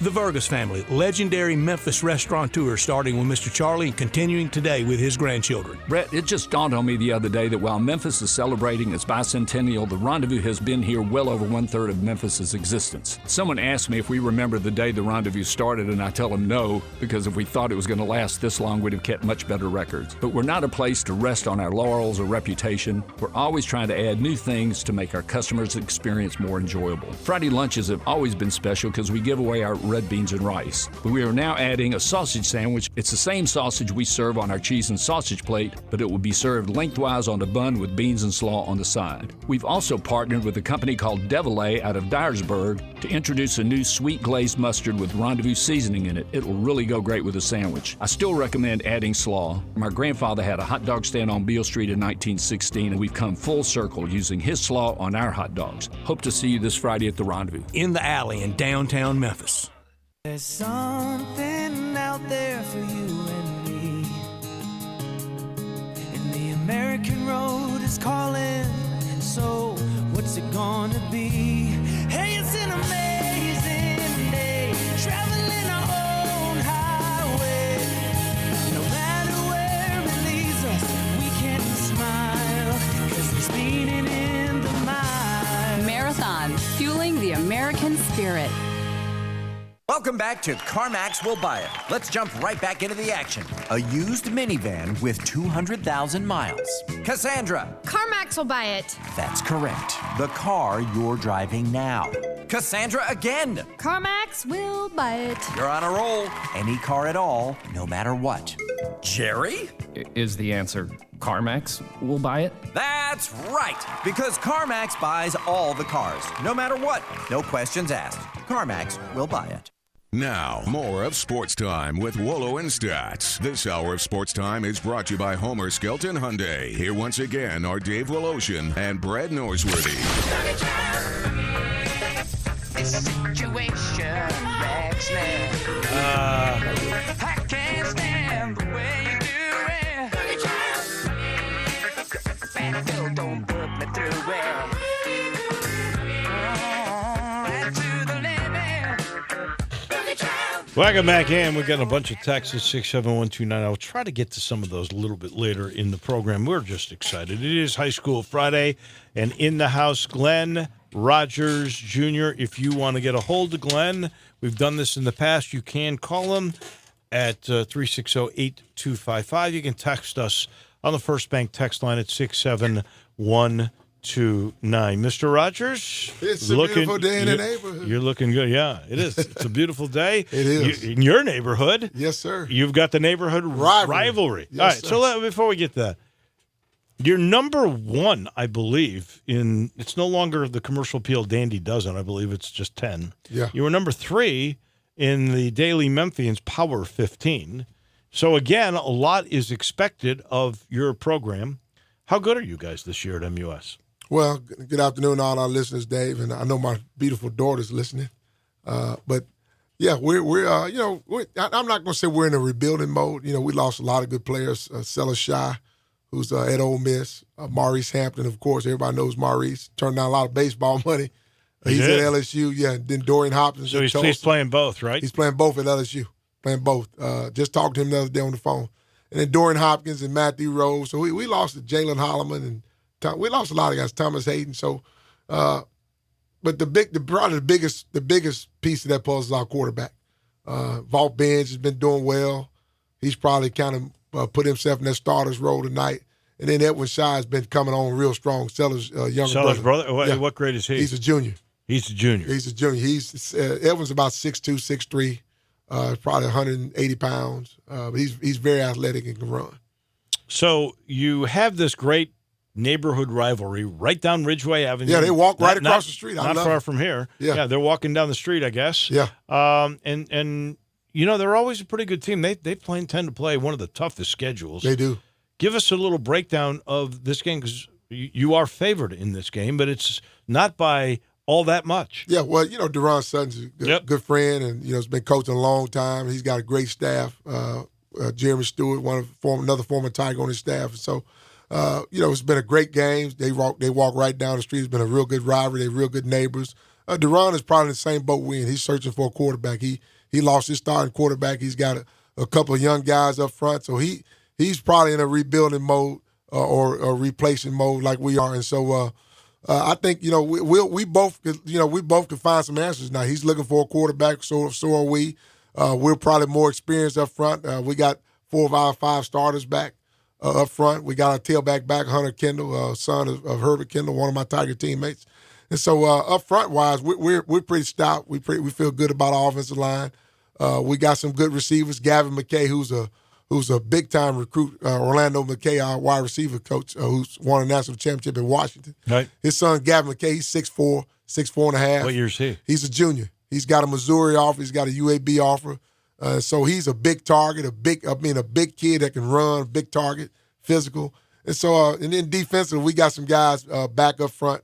Lost some linebackers, but we got DJ Brown, who's our best linebacker, coming back. He's got some offers, UAB and other teams. And so we feel pretty good about our defense. In a game you can listen on Sports 56 right at 7 o'clock. I believe it'll be Eli on the call, and that is your biggest rival, Christian Brothers, against Absolutely. Bob Jones, and that's a school from Alabama. Yeah. What do you know about always that? a powerhouse. Bob Jones has always been a powerhouse. They always rank very high in the national polls. Always have good players. I want to say Julio Jones is from Bob Jones. I think he graduated from Bob Jones. Yeah, Julio, a great player from Alabama and playing with the Atlanta Falcons. Right. And so they always have great talent. Last year, I want to say I think they beat Christian Brothers last year. I think maybe it was a close game. I think they did. They squeaked it out. I think that's right. Yeah, but that was there. Yeah, now that was this, there. This was here. And is Christian Brothers as tough to run on as they were a year ago? Well, I think they gave up only like 70 yards a game or something crazy. Yeah. Anytime you lose two bookends, they lost 2 bookends last year. Norton. 2 guys playing the SEC. Norton's at Georgia and the other kids at Vanderbilt. And so, time you lose guys like that, they still have Al Wooten, who's a great linebacker. But when you lose 2 experienced guys like that on defense, and they lost a couple of guys in the secondary, there's always going to be questions. And tonight they'll get a chance to answer some of those questions because Bob Jones is a good team. They're physical. They'll run the ball and then play action passes. So it's going to be a good test for Coach McDaniel and his squad as well tonight. We also have Germantown and Kip. Germantown, new coach. New coach. Yeah, new coach. Give me the breakdown because he came from a very good program. He did. He came from Horn Lake, and so he's going to bring a lot of ideas. He got at Horn Lake coming off a state championship season at Horn Lake. He can't bring some of them players with him. No. Yeah, some of those guys are gone. I bet he wish he could, though. But, they playing Kip, which is a game Germantown should win. And I'm sure, with a new coach, everybody's excited to see what he's going to run defensively, offensively. And I'm sure there's a lot of excitement in the atmosphere in Germantown tonight for that ball game. All right, and inform me again because I've gotten lost with all these new charter schools. Is Kip like former Fraser High School or no? Martin Luther MLK is former Fraser High School. Is former Fraser. Yeah. What is Kip? I think Kip is I don't know what I can't remember which school which old school they function out of, but it's one of these charter schools. It is. It's a charter school. Yeah, okay, it's a charter school. And so Germantown would be a big favorite. Yeah, Germantown. In Germantown should win that ball game tonight. Since you mentioned Horn Lake, this is a great game at Horn Lake. West Point. West Point won the 5A championship a year ago. Horn Lake won the 6A championship. That's got to be an unreal game. I'm telling you, and for the people down in northern Mississippi, what an exciting way to open the season up. 2 state champions battling it out. West Point's going to bring a huge fan group up here. They always travel well, coming off a state title. And, Horn Lake, big year for them, coming off a state title. A lot of fanfare over the kids that they had, one going to Georgia, one going to LSU. And so anytime you're coming off a big season, a big year like Horn Lake had, there's going to be a lot of excitement over the program. It's going to be a big test for them tonight. I give West Point the nod. I think West Point is going to come in with They got a few players coming back, but this is going to be an exciting ball game. I'm going the opposite way with you on this one. At home, Horn Lake's the bigger school. Horn Lake gets West Point tonight. I hear you. I'm going to be looking at that game closely. I'm sure you will be now. Here's another interesting game for me. Cordova. Very interesting. We know how good they are. They are going to Central. Central is still within the Daily Memphians Power 15. This, with losing 5 critical players that were coming from, and I still don't understand how this grouping is. They came from a guy, and Freedom Prep. It's its own little prep school. Yeah. And yet they get to play football for somebody that were going to play for Major Wright. Well, they couldn't because they were homeschooled, but they were playing football at Freedom Prep. They were homeschooled, but they were allowed to play at Freedom Prep the last 2 years. And they couldn't transfer to Central because they played in, I guess, somebody's district, wherever. Well, it was, so they had to go to West Memphis. Yeah, so, the rules, if you're within a 25-mile radius of a school, then you're going to be ruled ineligible to play because you played for a team in the district last year. So that's the rules. So unless you show. Did Freedom Prep have their own football team last year? Yeah, Freedom Prep has a football team. So Freedom Prep is a school. Why didn't they continue to play there? I don't know. I don't know what happened there with I don't know if some mishap with the coach and as far as the homeschooling thing. I just don't know, to be honest, Dave. And so, anytime you lose big time players like this, these guys come from Freedom Prep. Christian, the big lineman, the big offensive lineman, who's been recruited by everybody, and so. Right. Anytime and you also have a quarterback who's pretty good with that. Quarterback, those 5 guys. Yeah, young quarterback, and so when these guys can't play here locally, they're going over to West Memphis. It's a shame because with these transfer rules, unless this show cause change of address or death in the family or the marital situation changes, the TSSAA is not just they're not going to bend on these rules, and so sad for the kids that they got to go out of state and play, but. Major Wright was. I'm pretty sure he's looking forward to coaching these guys. He's talking about 5 good players. Yeah. Well, now to fill in the gaps. West Memphis becomes the recipient of 5 really good guys. They do, and hats off to the coaching staff in West Memphis because they are going to get 5 quality football players. And their greatest rival, Marion, I'm sure they're going, what? Yeah, what? Well, why these guys coming across the bridge Man. and play like that? Yeah. How good? Cordova's good. We scrimmaged Cordova earlier. Coach Wembley is. Always had a good team. He's got a good quarterback that's mobile, that can run and can throw. Two really good receivers on the outside, big physical guys that can go up and high point the ball. And so I think this is a game that they should go over to Central. And, without all these guys in Central, they got their own weapons. They got the kid that's it's SEC caliber receivers. Got all these. Right. I think DeJuan. I think his name was some Thompson. I think Thompson Turner. Darren Turner. And so, you got a big-time receiver like that, but somebody's got to give them the ball. They got to get, some firepower up front has been lost now with these kids leaving. I get a nod to Cordova tonight. I think, Coach Wembley's second year, they got some guys eligible that was ineligible last year. And so they got an aggressive D-line up front. It's going to be a good game over there at Crump Stadium tonight. Southwind takes on Collierville tonight, and I understand that is just an amazing complex. Oh, man. Have you been out there, Dave? No, I've not. Oh, man. I need to see it. I went out for a basketball game late this December, and right before dark, I got a chance to walk around, and God Almighty, it was amazing sight. Does that stadium compare with yours? Oh, absolutely, absolutely. They got a huge the jumbotron is bigger than ours, and so that to me that's impressive. The stadium I couldn't really see because it was getting dark. Didn't really see the locker room. Then go inside, but just walking up to the complex and looking at it, the indoor facility. Looking inside, seeing the weight room and all the gymnasium, what a sight to see! And my hats off to the people out in Collierville. That's something that I think they wanted, they needed. And Collierville is going to be one of these big schools in this district. Yeah. So is Bartlett. You look at what Bartlett's doing. Bartlett's Tim Jones building a new school. Yeah, new coach. New coach guy came up from Alabama, and so it's going to be pretty interesting. I was listening today earlier. John Varlas talking about dark horses with Peter and Greg today. I think Bartlett's going to be a dark horse. A lot of guys returning, new coach from Alabama, one of these football states. And so, look for Bartlett to be a dark horse in this area this year. You're about the 3rd person I've heard. And Bartlett has not really been a huge threat in football for it's been a while. 10 or 15 years, I'll bet. It's been quite a while. Collierville, it's interesting to me. Population usually means everything, and there are so many people that are leaving even private schools because they're going to Collierville because they don't have to pay for the private education, and they're getting that sort of education in this new building. And so Joe Riccone, homecoming for him? And Joe Riccone comes home after he left White Station. How good will they be? I think, right now Joe's trying to get his feet wet with this putting in a new program at a new school, coming home for him. Trying to implement your system, that's always tough on a first year coach at a new place. Joe's an experienced coach, but a lot of times when you come into a program like this, like at Collierville, who's been down the last few years, trying to get things back to where they should be when Coach Cox was there, putting things back and getting the program, getting everybody excited. People are excited because it's a new building, new stadium, new facilities, but getting that blood pumping into the kids and to the parents to buy in, that's going to be tough the first year. By year 2 or 3, it should get going. Paul Cox, if folks don't remember, was the coach there for, 20 years? Maybe 30 years or longer. And didn't he have a feeder system, too, that came from places? Has Joe Riccone got that in place now? Oh, absolutely. Collierville's got an elementary school. They got a big middle school, and so they play a Pop Warner program out there in that area, and so it'll take some time, but, give it 2 or 3 years, if the fans can be patient.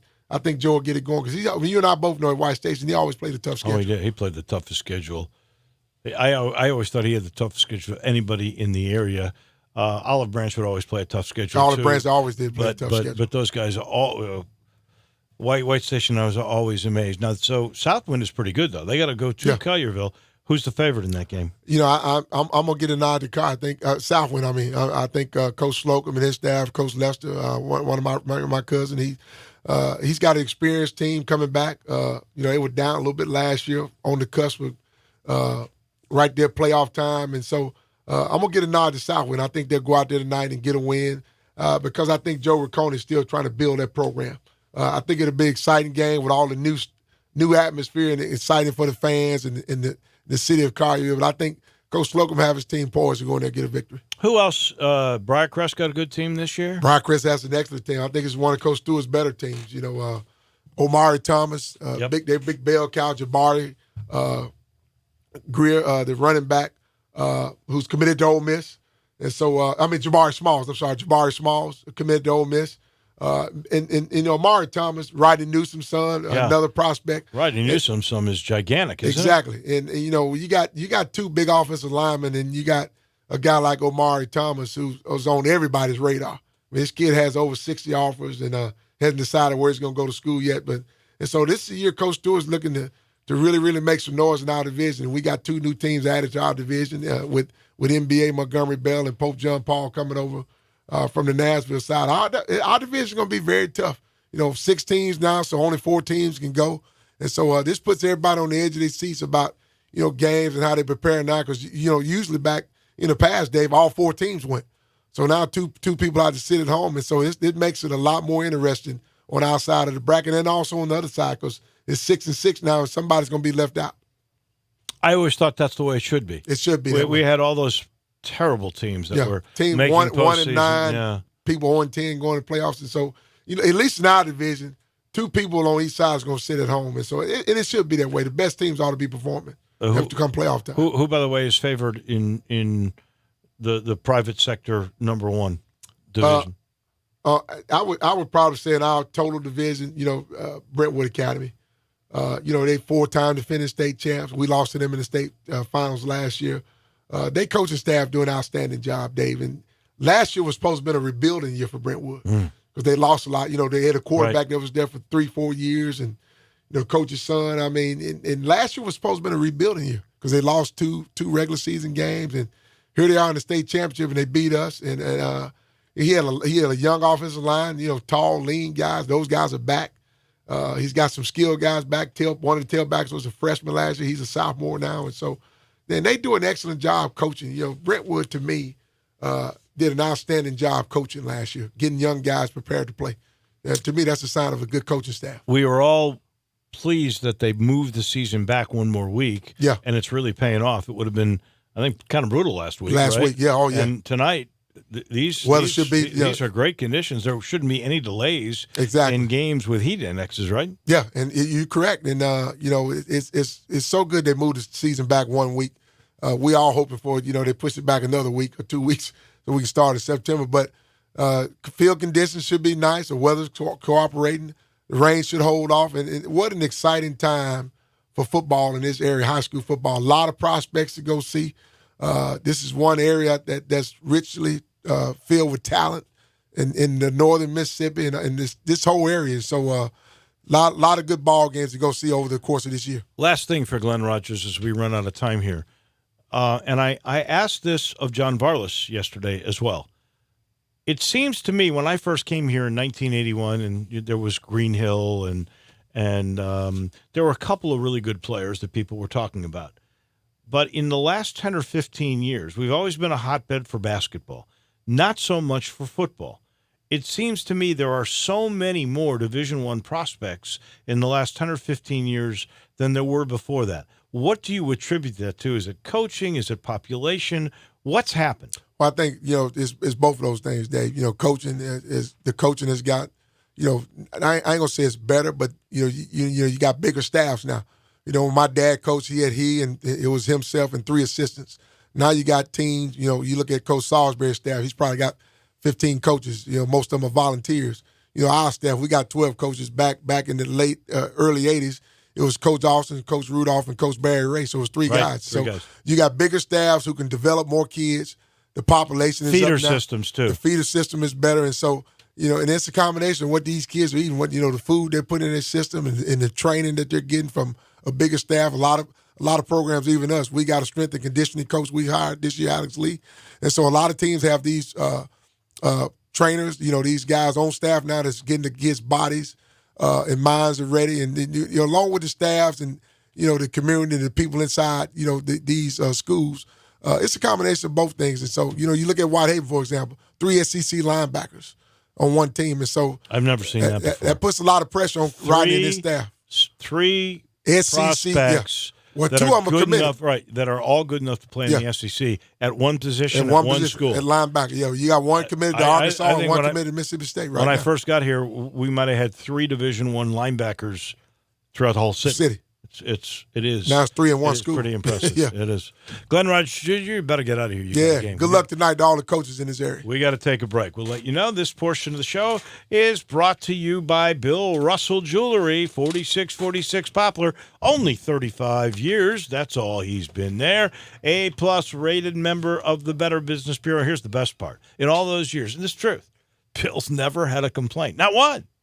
Well, he sells only the finest diamonds and colored gemstones. That's part of it. The other is his knowledge and his storytelling and the way he's going to talk with you when you go in there. I promise you, he loves conversation. Then he takes all those beautiful gems and he sets them in either a choice of white gold or yellow gold, your choice, or even platinum. He'll do that for rings and bracelets and earrings and pendants. He'll do that any way you want to because he does do custom design jewelry. He is a specialist. He's also got a complete service department. He repairs only the finest of watches and family heirloom jewelry. So if you want to see the best and talk to a great conversationalist about a lot of different things, go see my friend. He's been there forever. 4646 Poplar Avenue. That's Bill Russell from Russell Brothers Jewelry. Back in just a minute, we put a wrap on hour number 2 of this Friday edition of Sports Time with Wolo and Stats. Sports 56 now has 2 FM homes. You can now find real sports talk on 96.1 as well as 87.7 on your FM dial. You'll see the dedication in every single step. You'll see it in the smiles when smiles are hard to get. You'll see it in the little things that add up to success. The caring and passion are the things that we love best. Wolf Chase Limb Embrace is your Mid-South provider for orthotics and prosthetics. They are an ABC-accredited facility, and their practitioners are ABC certified. At Wolf Chase Limb Embrace, their services include artificial limbs, legs and arms, braces of all kinds, and custom molded inserts. You can call them today at 901-507-7821 for their location on Highway 64 in between Germantown Parkway and Appling Road, or visit them at their new location in Jackson, Tennessee. That number is 731-660-5900, or visit them on the web at wolfchaselimbembrace.com. Dedicated our life to yours. Wolf Chase Limb and Brace. If you're going on vacation, making a college campus visit, or if business takes you out of town, there's just no better place to board your dog than Barks and Recreation, 965 Reddick Cove between Bud Davis Cadillac and the Blue Plate Cafe in East Memphis. Boarding, daycare, grooming, we have the best of everything at Barks. Indoor-outdoor kennels so your family member can go in and out as they please. Indoor and outdoor play areas. 4 walks a day. Group play and individual attention from the best staff in the Mid-South, which includes an overnight staff to ensure the safety and comfort of your pet 24 hours a day. All reasons to choose Barks and Recreation above all other boarding and daycare facilities. BarksDaycare.com or 509-0909. Check us out and make your reservations now at BarksDaycare.com. If your dog could speak, he'd say Barks. I Buy Houses, 901-406-1101. That's 901-406-1101. I Buy Houses. I Buy Houses will buy a house in any area, in any condition, and yes, it's guaranteed to close in 5 days. If you need to sell your home quickly, call 901-406-1101. If you've been through a divorce, if you lost your job, if you're tired of renters, I Buy Houses can get you your money quickly. I Buy Houses will buy your home in Shelby County, DeSoto County, Memphis, Bartlett, South Haven, Horn Lake, Olive Branch, anywhere and everywhere in between in any condition. And yes, they're open 24 hours a day, 7 days a week. I Buy Houses, 901-406-1101. That's 901-406-1101. Grab that pen, 901-406-1101. I Buy Houses. The Home Depot is making finding your color and choosing the right paint easier than ever. With curated palettes of this year's most popular colors and new paint selection tools online and in-store, you can confidently select your color and the tools for your next paint project. Now get a colorful new experience with the Home Depot's paint expertise and selection of top quality brands, colors, and finishes. Get your paint project done right with gallons of Behr Premium Plus from just $24.98 at the Home Depot. More saving, more doing. U.S. only. See store for details. Now, more of Sports Time with Wolo and Stats. This hour of Sports Time is brought to you by Homer Skelton Hyundai. Here once again are Dave Ocean and Brad Norsworthy.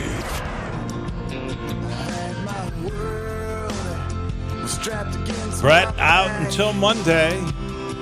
I don't know if this story sort of came across late yesterday. We didn't really get to it, but I think it's awfully nice because it's not the first time that he's done this. But D'Angelo Williams, former Tiger running back, who had he's given money before. I can't remember what it was, a scholarship part or part of that locker room or what it might have been. But he just donated. I think it was for the locker room. You think so? Well, he just donated $250,000 directly earmarked to the Tiger football program, and apparently it's going mainly to the Tiger nutritional development. We talk about sports science all the time, and you just heard Glenn Rogers talk about high school guys getting better because they eat more, they eat right, they got more workout places to go. Also, I guess there is a Hall of Honor that the Tigers have. Some of that money is earmarked. Basically, it's to honor traditions and great players in this honor roll. And some of that money of the $250 is going to go there, and the other is in nutritional development. But D'Angelo, and the way he worded when he gave it, it was like this is not the end of his giving, which is a really good thing. Yeah, I need him to keep giving so the university will stop calling me because I don't have the money to give. But he does, and it's great that he definitely is giving back. And I wonder what they're going to do with some of that money to the Penny Hardaway Hall of Fame Museum over there on campus, because it seems like they don't really have any room to do anything else unless they're going to maybe knock out a wall or what. But well, you could always improve it. You could always improve it, though. And that's nice. It's almost like you've got two halls of fame, because you've got the one which is also part of the ticket office, or right by it, which is on Southern and Normal. And I like that being there, because when people go buy tickets, they get to see the Memphis tradition. They get to see its history. I'd like to see a little bit more done with interactive stuff there, but that was their first attempt.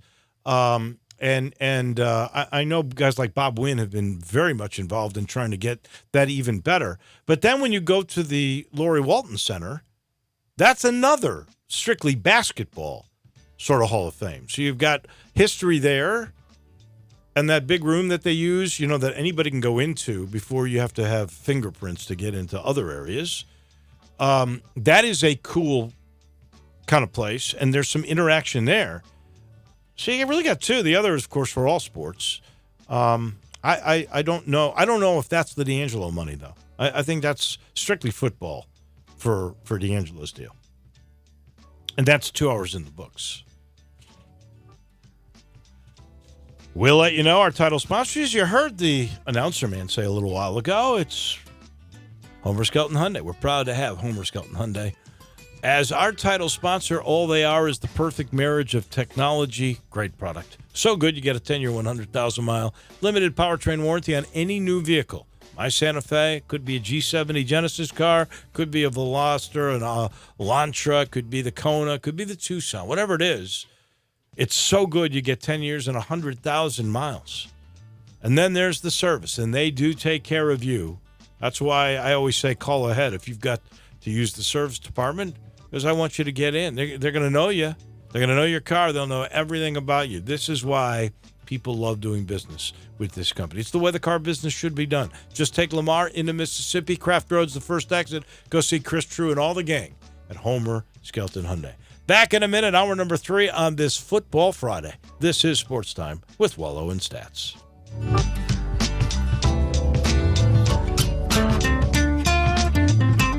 Family Leisure is celebrating the end of summer with the appropriately titled End of Summer Liquidation Sale. You can get pools for as low as $19.99, patio furniture starting at $12.99, and swim spas, they begin at $99.99. Don't forget to ask about fast installation, because there's still enough summer left to enjoy these deals during the End of Summer Liquidation Sale happening now at Family Leisure. Family Leisure, Whitten Road and I-40, where family and fun come together. Hi, folks. Bob Burkheimer for Sunrise Chevy. The Sunrise Chevy Ranch has over 500 new vehicles to choose from, with interest low as 0% and rebates up to $7,500. A $5 million used car inventory specializing in late model GM certified and cars and trucks under $10,000. Bad credit, bankrupt, slow pay, it's okay. Sunrise gets you financed when no one else can. Check out the inventory and apply online at sunrisememphis.com or call us on the phone. Come in and see us, go online, or call. Any way you do it, we'll save you money at the Sunrise Chevy Ranch, partner. 385 in Houston, Levy, and Collierville. Find new roads. The Home Depot is making finding your color and choosing the right paint easier than ever. With curated palettes of this year's most popular colors and new paint selection tools online and in-store, you can confidently select your color and the tools for your next paint project. Now get a colorful new experience with the Home Depot's paint expertise and selection of top quality brands, colors, and finishes. Get your paint project done right with gallons of Behr Premium Plus from just $24.98 at the Home Depot. More saving, more doing. U.S. only. See store for details. Hi friends, I'm Shane Stanford from Christ Church, Memphis. Here at Christ Church, we believe in Memphis and we believe in you. And every Sunday at 11 o'clock, we want to invite you to come hear a biblically based, Christ-centered message that talks about God's love for you and His guidance in your life. And also to hear an interview by amazing people who are doing incredible things for our city and our community. So don't miss us, 11 o'clock, right here on this station, every Sunday morning. I'm Shane Stanford. Remember, you matter.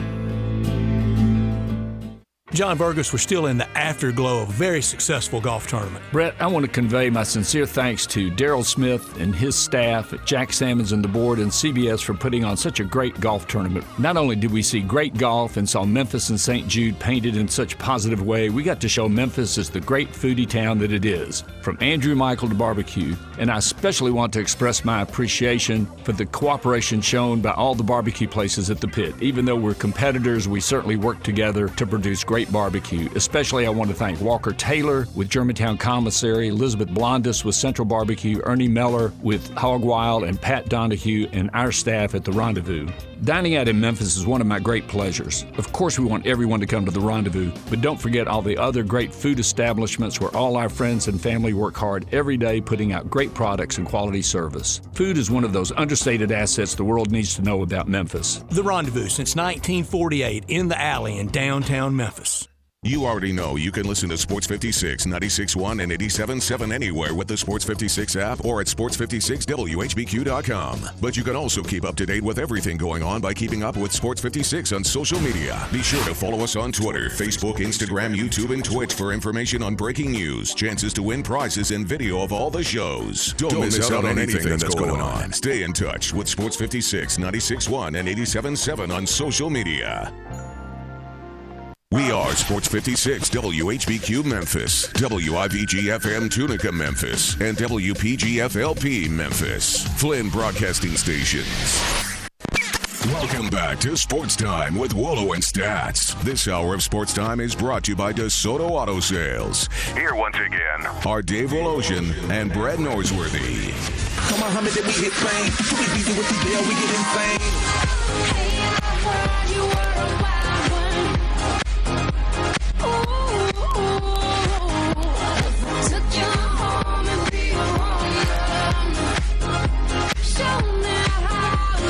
Welcome in, final hour on this fabulous Friday. And a reminder again, we've got high school football. It begins tonight. Maybe go see your favorite team play. It's a gorgeous night for it. Christian Brothers and Bob Jones, Eli on the call on 560. Same time, Germantown and Kip on 96.1, 87.7 FM. Drew, forgive my ignorance here. Who's on the call that game? Peter Edmondson for Germantown. Oh, Peter is doing that game? Okay. So he's switched over. He was very kind to come this late on the air while getting ready for that game, but he switched over from Harding to Germantown. It's good to have Germantown. They've been terrific. That is. And before that, he did Briarcrest. Oh yeah, that was his alma mater. Yeah, Peter's been doing some jumping the last few years. Yeah, I'm just checking the leader. There was I believe a lightning delay in Atlanta for a little bit, and I've been trying to get the leaderboard up here on the East Lake Championship, and for some reason I'm having a hard time getting it up. Have you seen anything on it? Right now, currently in progress is what I've got. I don't see a rain delay or anything like that at the moment, but Justin Thomas and Brooks Koepka are tied at the top with Rory 3 strokes behind him at number 3. Okay. Rory's 3 strokes behind? 3 strokes behind at 10 under. He's through 12. And, okay, I'm getting it now. So you have Koepka, I have Rory. Who has Justin? I'm trying to remember that. John Gowen, I think. Okay. Yeah, and then Brett's got Patrick Cantlay. And Cantley's tied for 6th. He's 7 under. Kevin Kisner 1 under today. Ladies and gentlemen, tied for 20. Who you had Matsuyama, correct? He's not having a good day today. +2. Yeah, he's +2. He's still 5 under though. Still got a chance going into the weekend. I'll take it. No doubt about that. I know you've got some heck yes and hell no for me and I guess yourself coming up in just a second. I do want to let everybody know Hugh Freeze has been released from the hospital. He had to have back surgery. There were some people that were wondering really what was going on in Virginia with Hugh Freeze at Liberty University. He had like a slip disc in his back, but he was really incapacitated, and people really kind of wondered, was this a legit thing? What was going on? And it turns out he had a life-threatening strand of staph infection that entered into his bloodstream. And he actually went to see Jerry Falwell's son is now the head of that school, and I can't remember his first name, but Mr. Falwell basically said to Hugh, you got to go to the hospital. We got to find out what's going on. And it was a good thing, because had they waited much longer, it would have truly been life-threatening for Hugh not to have caught this thing. So he had surgery. They took it out. He has recovered. He left the hospital. He is going to actually coach from a nearby hotel room. So picture that. You're in a hotel room. He's got several TV sets with a feed from different cameras from practice. So he can watch the defense, he can watch the offense, he can watch special teams, he can see the tower view, and he's got, I guess, headsets so he can communicate with practice. And from this hotel room, he's going to watch practice and talk to his coaches, and then they can come over later for meetings. It's a little crazy. I mean, can you not take some time off there, buddy? Like, well, make sure you don't die first. I think he's past that, or he wouldn't have. And he was obviously, when he was in the hospital, he wasn't doing any of that, so he's missed all that. And now he's trying to play catch-up, I guess.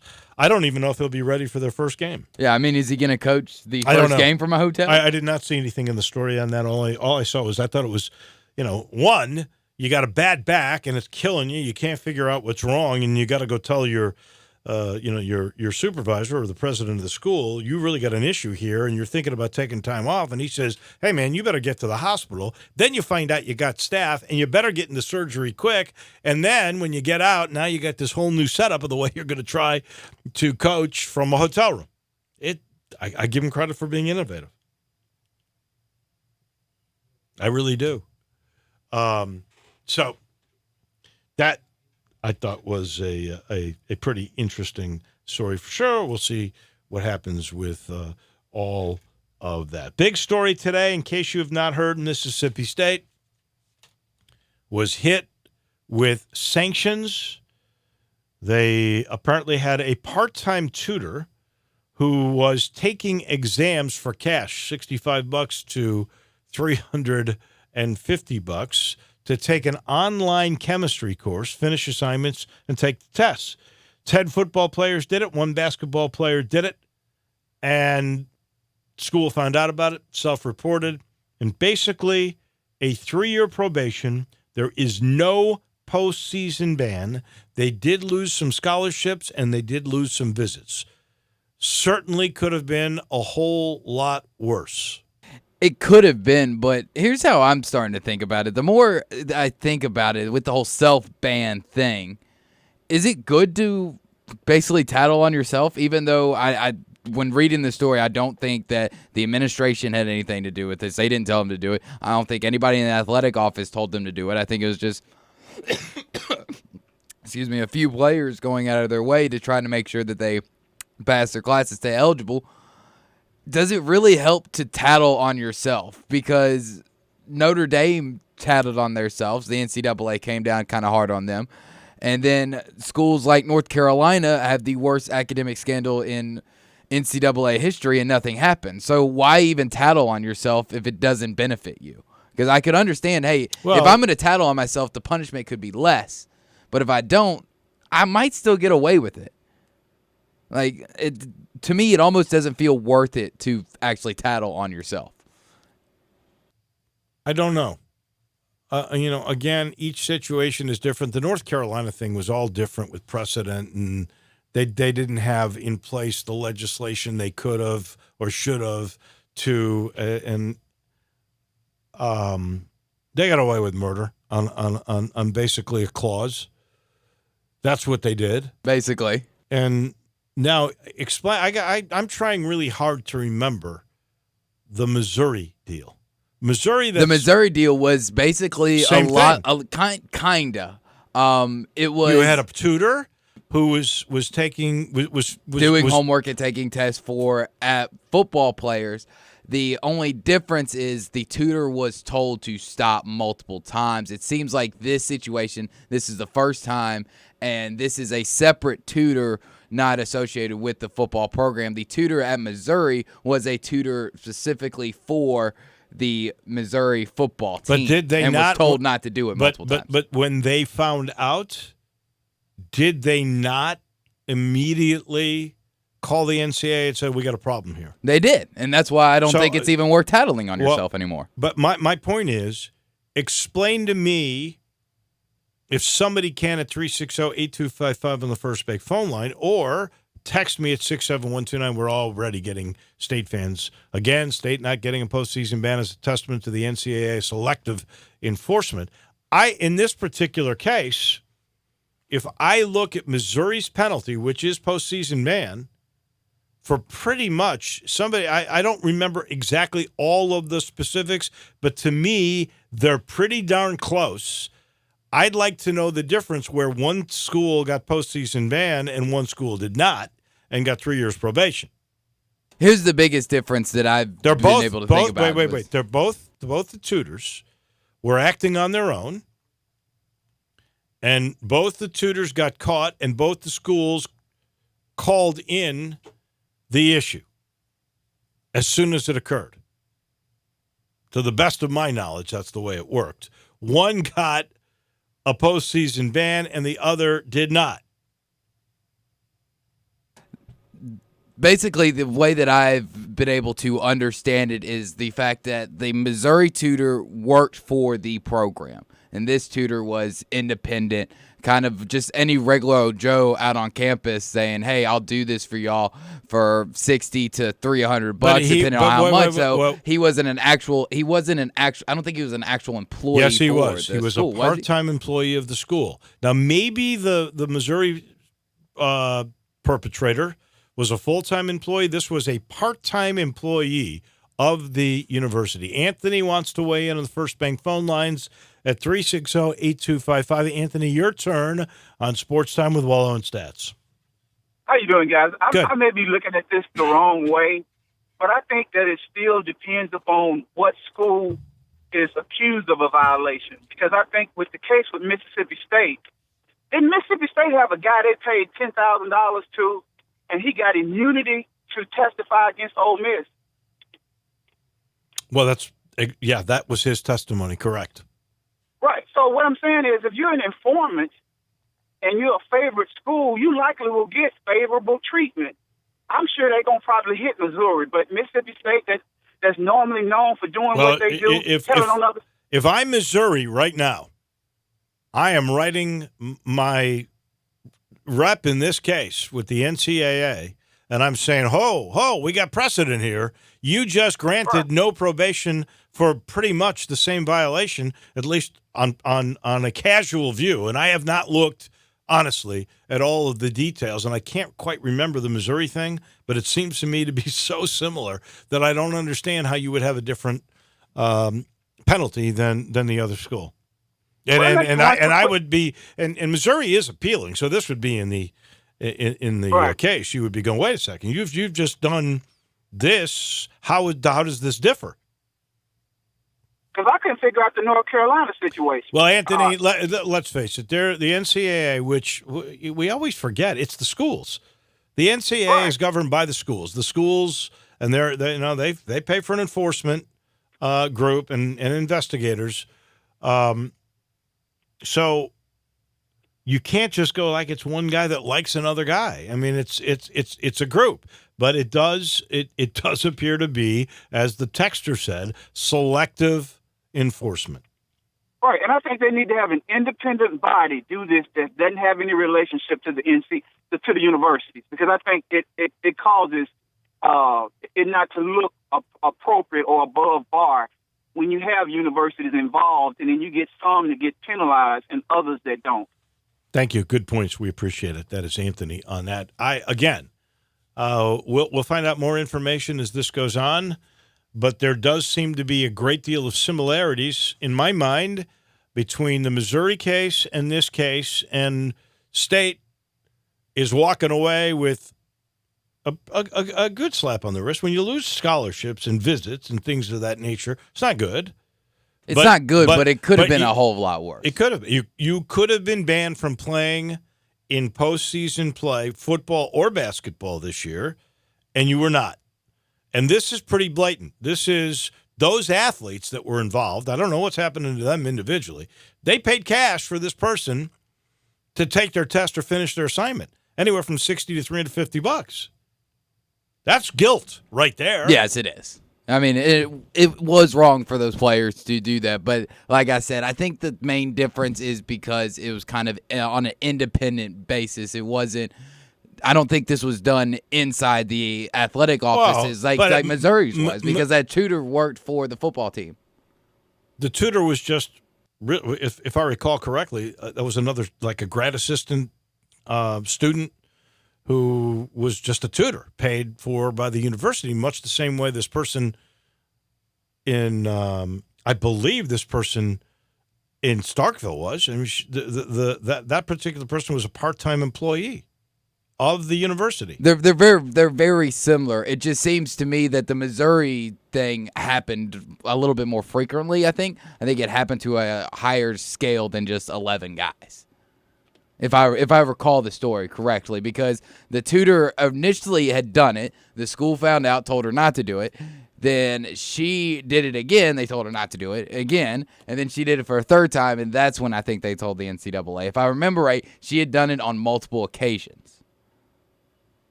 If I'm recalling the story correctly. I could be way off, but that's just what I remember. I really don't see the differences here. Unless Missouri is guilty of not firing that woman quick enough and allowed repeat and repeat and repeat. Maybe that's a difference here.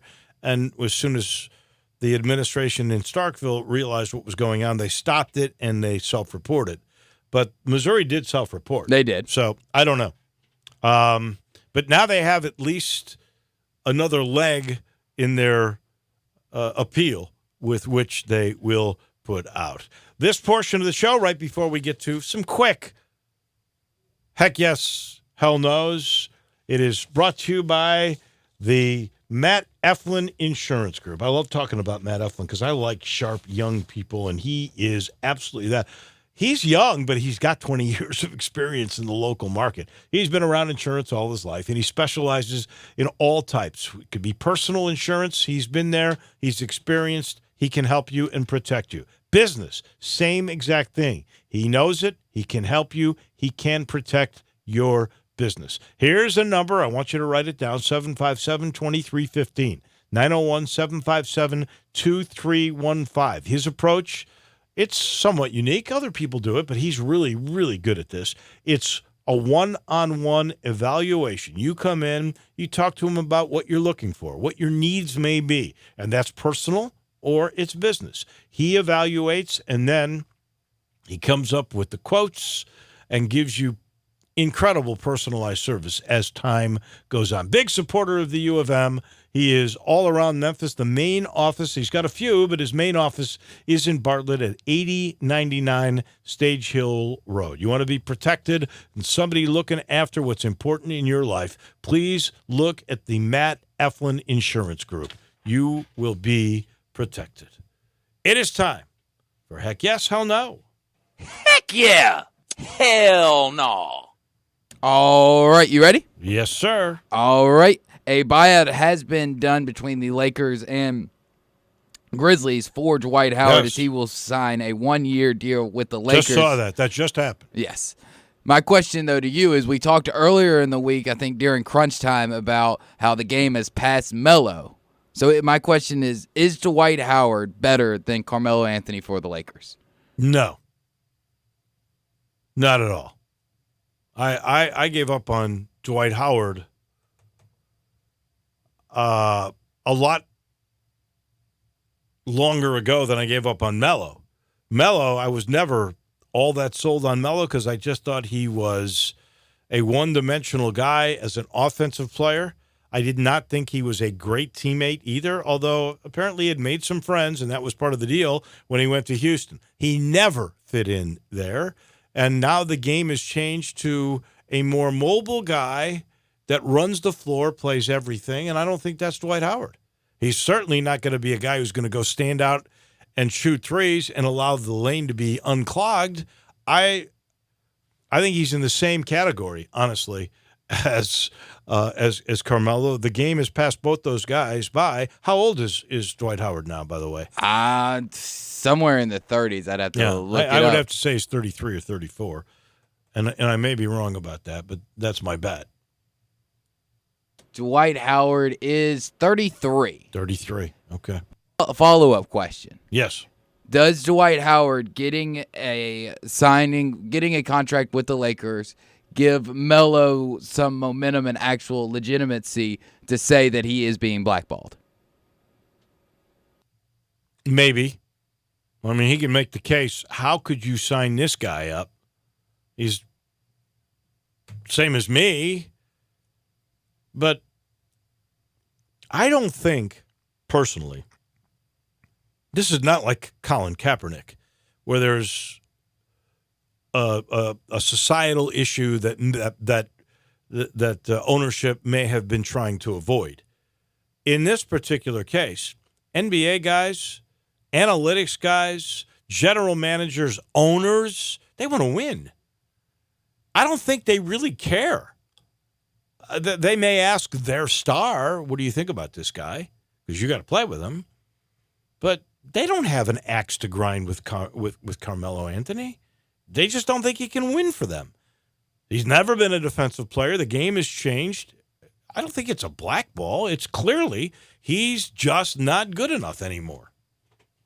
I completely agree. Like I just know for a fact that with all the Melo stuff, one saying that, in the beginning of the summer that he deserved a farewell tour, to now saying he's blackballed. I don't know. And to me, if you go out and try to say that you deserve a farewell tour on your own, I don't think you deserve one, because normally people that get farewell tours, it's not really their idea. It's the other teams in the league saying, hey, this guy's done so much for the NBA. He's done so much for our brand and our product.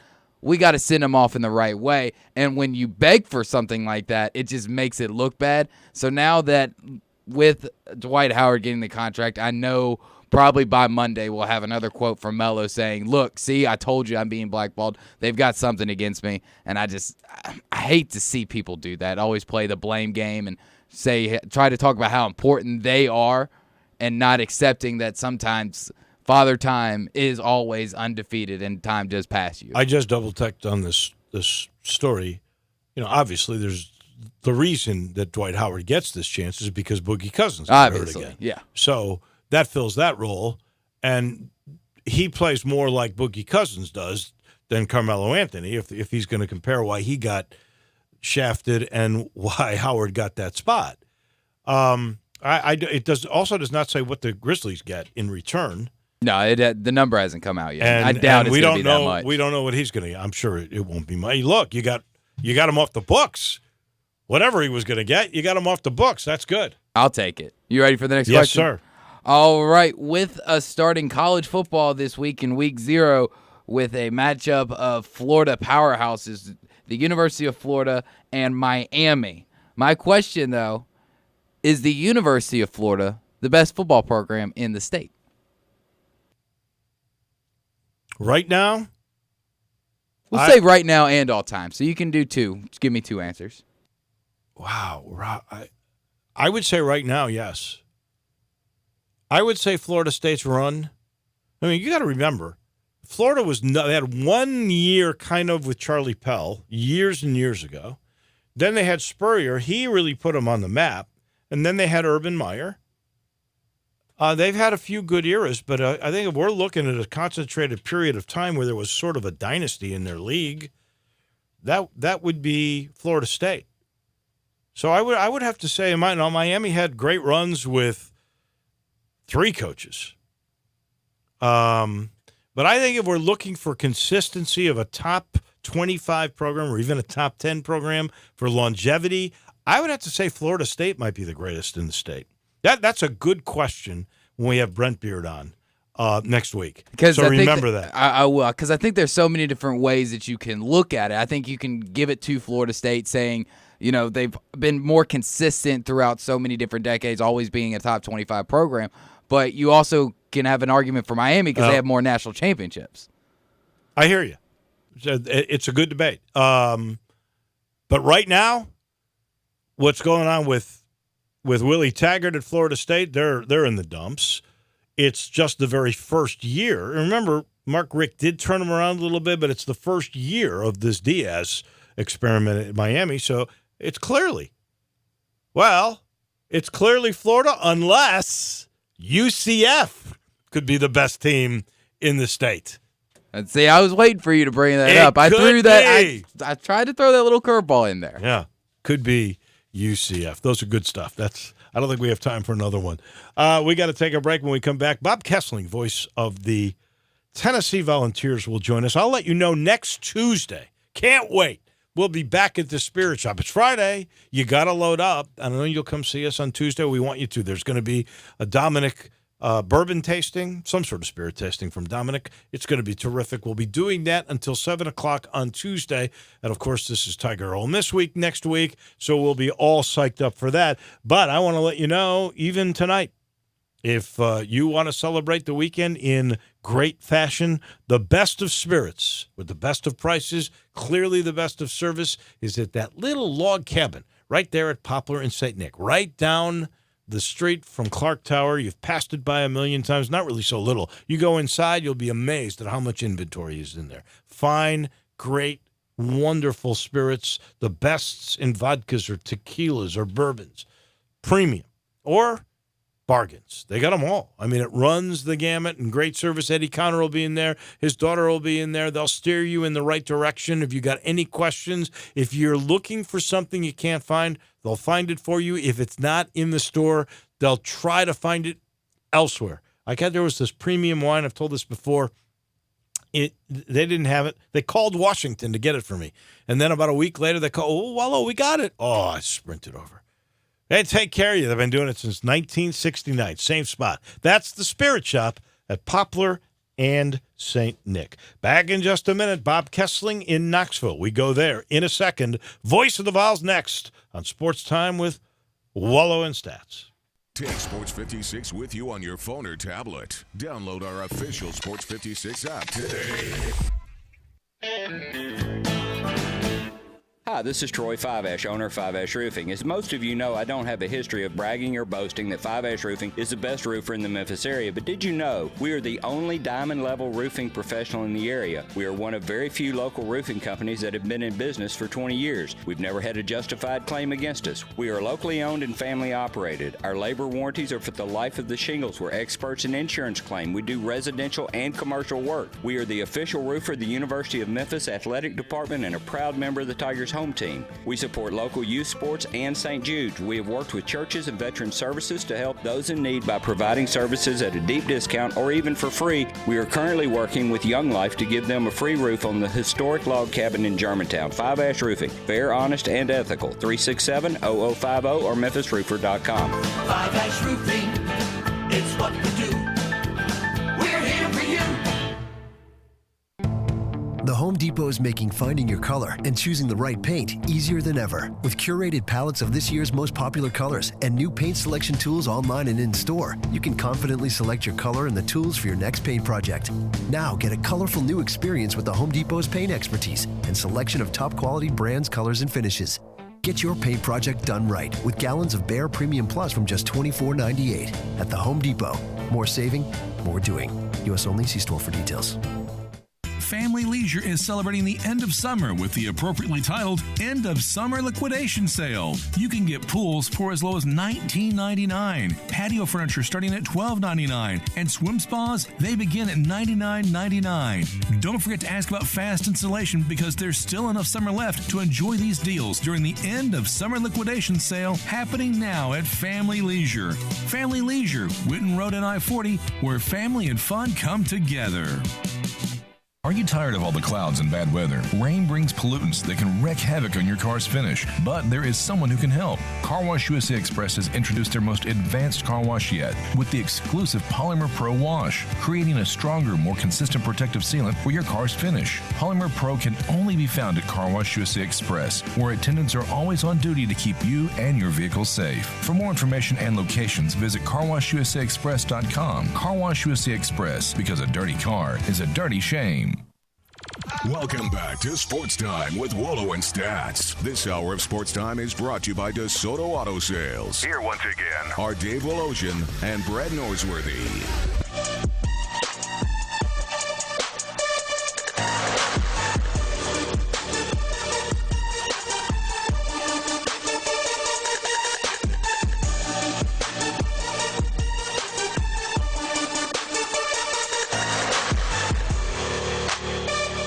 Welcome back into the Family Leisure Studios as we cruise through our final half hour.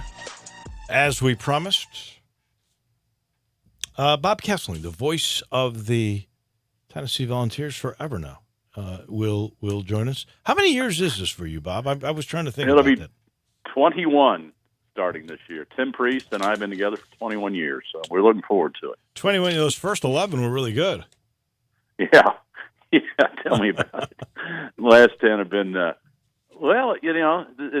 hasn't been dull. We can say that. I mean, all the different coaching changes and all that stuff that's happened. You wish you could have won some more games, right. But we'll see how things go moving forward with Coach Pruitt.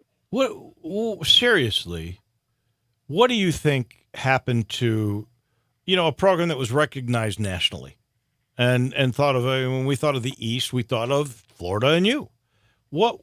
Georgia actually had slipped a little bit in that time period, not to the extent maybe that that Tennessee has slipped at this point. But what do you attribute this to? The coaching changes. I think Dave, what's the old saying? Anytime you change coaches, it's going to set your program back 3 or 4 years, and it's going to take the new coach time to get his prospects in, and then get traction and get all that kind of stuff. But when Tennessee had that really quick, when you went through Coach Fulmer and then Coach Kiffin and then Coach Dooley and all those quick changes, then I think that really did a lot of damage. And I think it's proven it out that it set this program back, now actually almost a decade. So I guess there's the lesson to be learned there that you need to make sure that if you make a coaching change that you maybe have a little patience and see how it's going to work out. But, Tennessee was just so used to such success in the 90s under Coach Fulmer, right? That 7 and 8 win seasons weren't acceptable, and now a 7 or 8 win season this year would look pretty good. Is that possible? Yeah, it's possible. I think, to me, the way I look at it, I know you've looked at the schedule too a little bit, but right.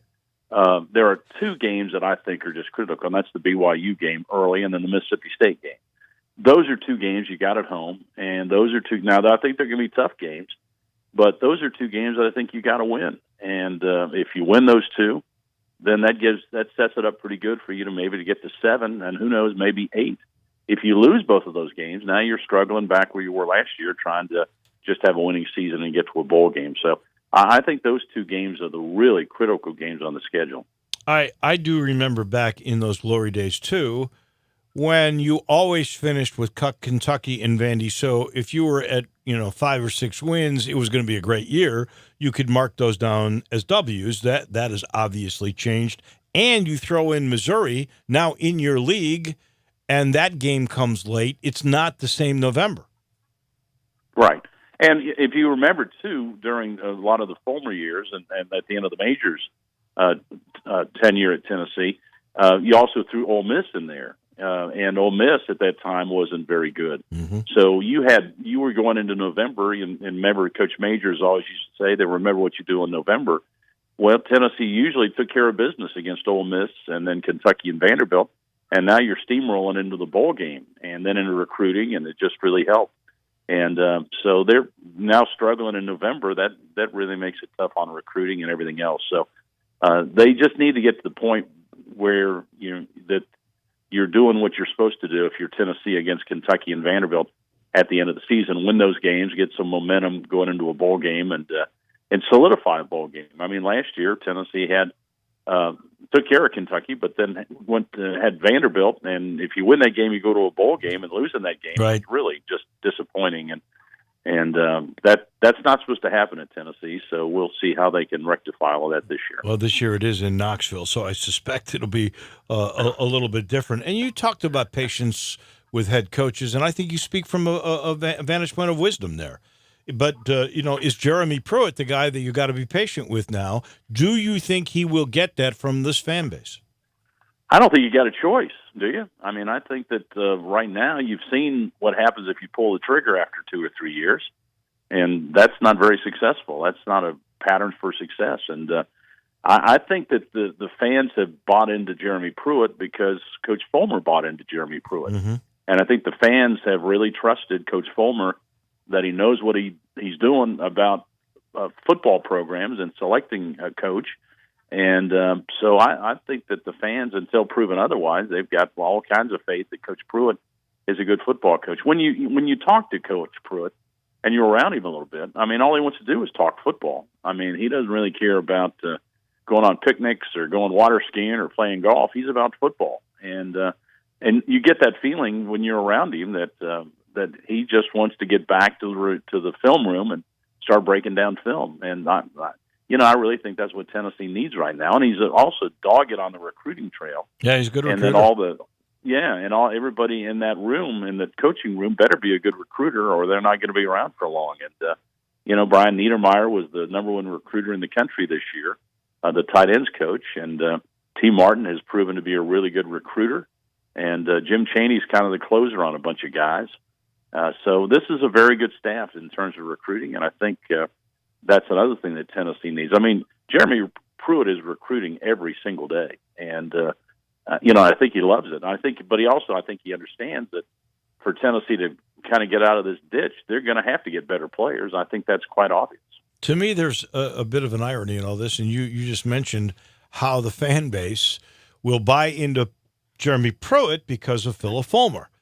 And we can go back a bunch of years, and I made the statement on several occasions, be careful what you ask for, when there were a bunch of people, because Philip had raised expectations to such a high level, winning national titles and all, and helping to dominate the East, that he wasn't living up to what they expected anymore. And so, he's gone now. I guess they've seen the errors of their way, or whatever it may be, but they bought into what he thinks. Well, true. And I mean, what was Coach Fulmer's biggest sin? That he was only winning 8 or 9 games a year. He wasn't winning them all, and that's where the fan base was pretty spoiled at that time. And you're coming off the most successful decade in Tennessee history. And you're just thinking that you're going to the Sugar Bowl every year and you're going to win 10 games, and that's the standard. And if you slip at all, then you're not doing your job. So I still think if you'd ask Coach Fulmer, I've never asked him this, but I do think that he wishes that they would have given him one more year to maybe see if he could turn things around and get things going back the other way. But they decided to make that change and move on. A lot of times when you get athletic directors these days, one of the things that they like to show is that they can make a hire, that they can go out and find that diamond in the rough and come up with a great coach and turn the program around. And perhaps Mike Hamilton kind of got caught up in that a little bit, that he maybe thought, well, Coach Fulmer maybe has run his course, and let's go see if we can go hire the up and coming guy. And Mike thought he did, but it just didn't work out. So, but that's the double-edged sword for athletic directors. When they make that decision that they're going to go find the latest, greatest, and it doesn't work out, then it's on their watch. And like Jeremy Pruitt is on Coach Fulmer's watch right now. If this doesn't work out, eventually Coach Fulmer is the guy that he'll either get all the blame or he'll get all the glory for this hire. So that's the life of an athletics director these days. And but so much of the decisions are made with coaches is, are you selling tickets? You're filling up the stands, and if there's no enthusiasm and not a lot of buzz about your program, then sometimes the athletic directors feel they've got to make a change. It's interesting what a problem this would be, but in Knoxville, you've gone from 100,000 a game down to 75 or 80,000 a game. Well, it still depends on for the big SEC games, it's still way over 90,000. But you're right, for some of the other games, it's dipped a little bit. But you see that all over the country. Yeah, so I was going to say, how much of that you think is the struggles that Tennessee's had the last 10 years, or is that's what we see with? It's hard to get in and out of the stadiums because they're always so crowded, and it's expensive, and I can stay home and on my 55-inch HD TV watch every game. Yeah, I think there's a lot of truth to that. I think everybody, a lot of the schools complain that they're having problems getting students to come out anymore. Students, would rather watch stuff on their phones, and they don't come out very much. But I think if you look around SEC schools, for most of the big conference games, the stadium is pretty full at most of these places, and in some of the non-conference games, maybe not so much. Now, I don't know about the Pac-10. I've heard that their attendance out west is really struggling, and there's some Big Ten teams at the bottom of the Big Ten that are struggling to sell tickets. But, I don't think Ohio State, Michigan, and Alabama and some of these other folks are having any problem selling tickets. So there's still a big draw for college football. But I don't think that for the 12-game schedule, I think most schools will tell you there's not that clamoring and a hard sellout for every game. Just really right now, the hard sellouts are the big games. How much different will the Volunteers look? And it's interesting. When Ole Miss has 2 new coordinators, you got 2 new coordinators. Mm-hmm. I think offensively you're going to see a big change. I think if you go back and trace Jim Chaney when he has been a coordinator wherever he's been, the one thing that he has done is he's gotten the ball to playmakers, and he has figured out matchups. I think he's brilliant at figuring out matchups. What's the advantage you've got over this other team? Who are the guys you want to get the ball to? And I think the days of watching Jarrett Garantano drop back 7 steps and try and go 1, 2, 3, and then all of a sudden either unloading the ball or getting loaded, unloaded on. I think those days are over. I think that Jim Chaney is going to make sure that Garantano gets the ball out to his playmakers, and I think they've got playmakers at wide receiver. I mean, when you look at and these guys are veterans. I mean, you got Juwan Jennings; he's played a lot of football. Marquez Callaway, Josh Palmer, Tyler Bird, all those guys have played a lot of football at Tennessee. Ty Chandler, I think, was really a solid player for Tennessee last year. And now they're adding Eric Gray from right there in Memphis, who everybody is raving about what type of camp he's had. And they say he's got that little wiggle about him. He's one of those guys he's who's hard special to tackle. Oh, he is. Yeah. He's Gale Sayers like. Yeah, not yeah. to put too much pressure on him. Yeah, exactly. But they say running in between the tackles, and I've only seen him in a couple of scrimmages, but running in between the tackles, that he has that ability.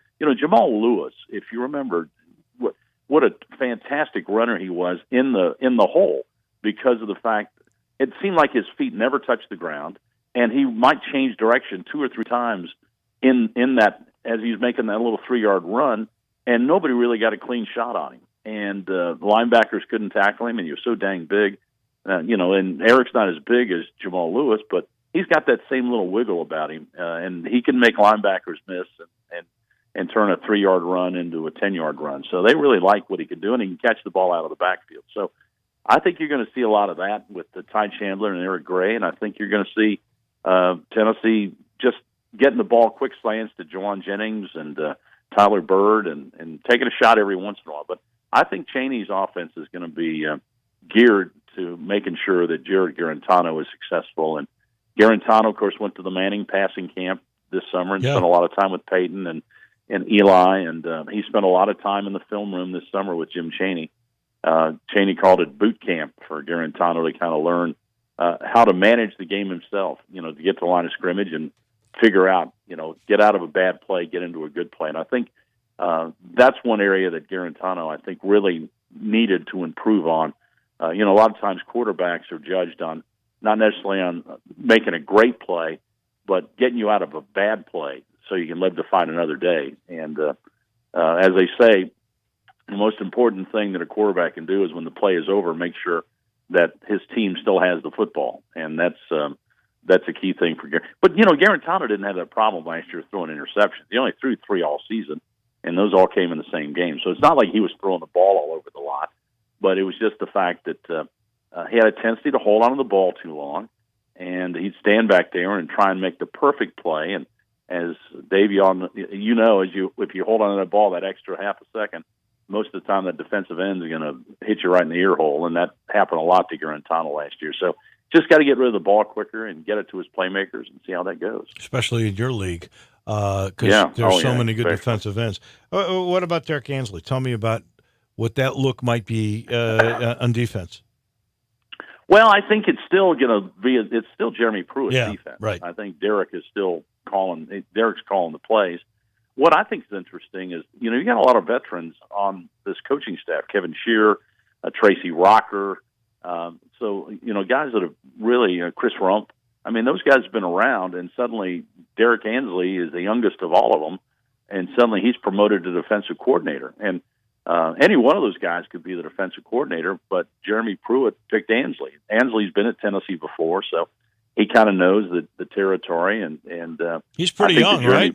I think he graduated from Alabama in 11. Is that right? Yeah, something like that. So, yeah. For you and me, man, that's young now. That is young. Yeah, he is. He's an up-and-coming coach, and they like his enthusiasm. And he obviously is a great teacher and a great recruiter. And so, I think when you bring him in and promote him to defensive coordinator over all these veterans you've got on your staff, and there's no animosity. I mean, they've all kind of blended in together. But I think they all also know that, that Jeremy Pruitt's heart and soul is on the defensive side of the football. And while Derek will be calling the plays, I mean, it's still Jeremy Pruitt's defense, and that's what they're implementing. Kevin Shearer, who was the co-defensive coordinator, is now special teams coordinator, and then Chris Rump is still a co-defensive coordinator. So all of those guys will have a hand in determining how good this defense is going to be. Up front is the question mark.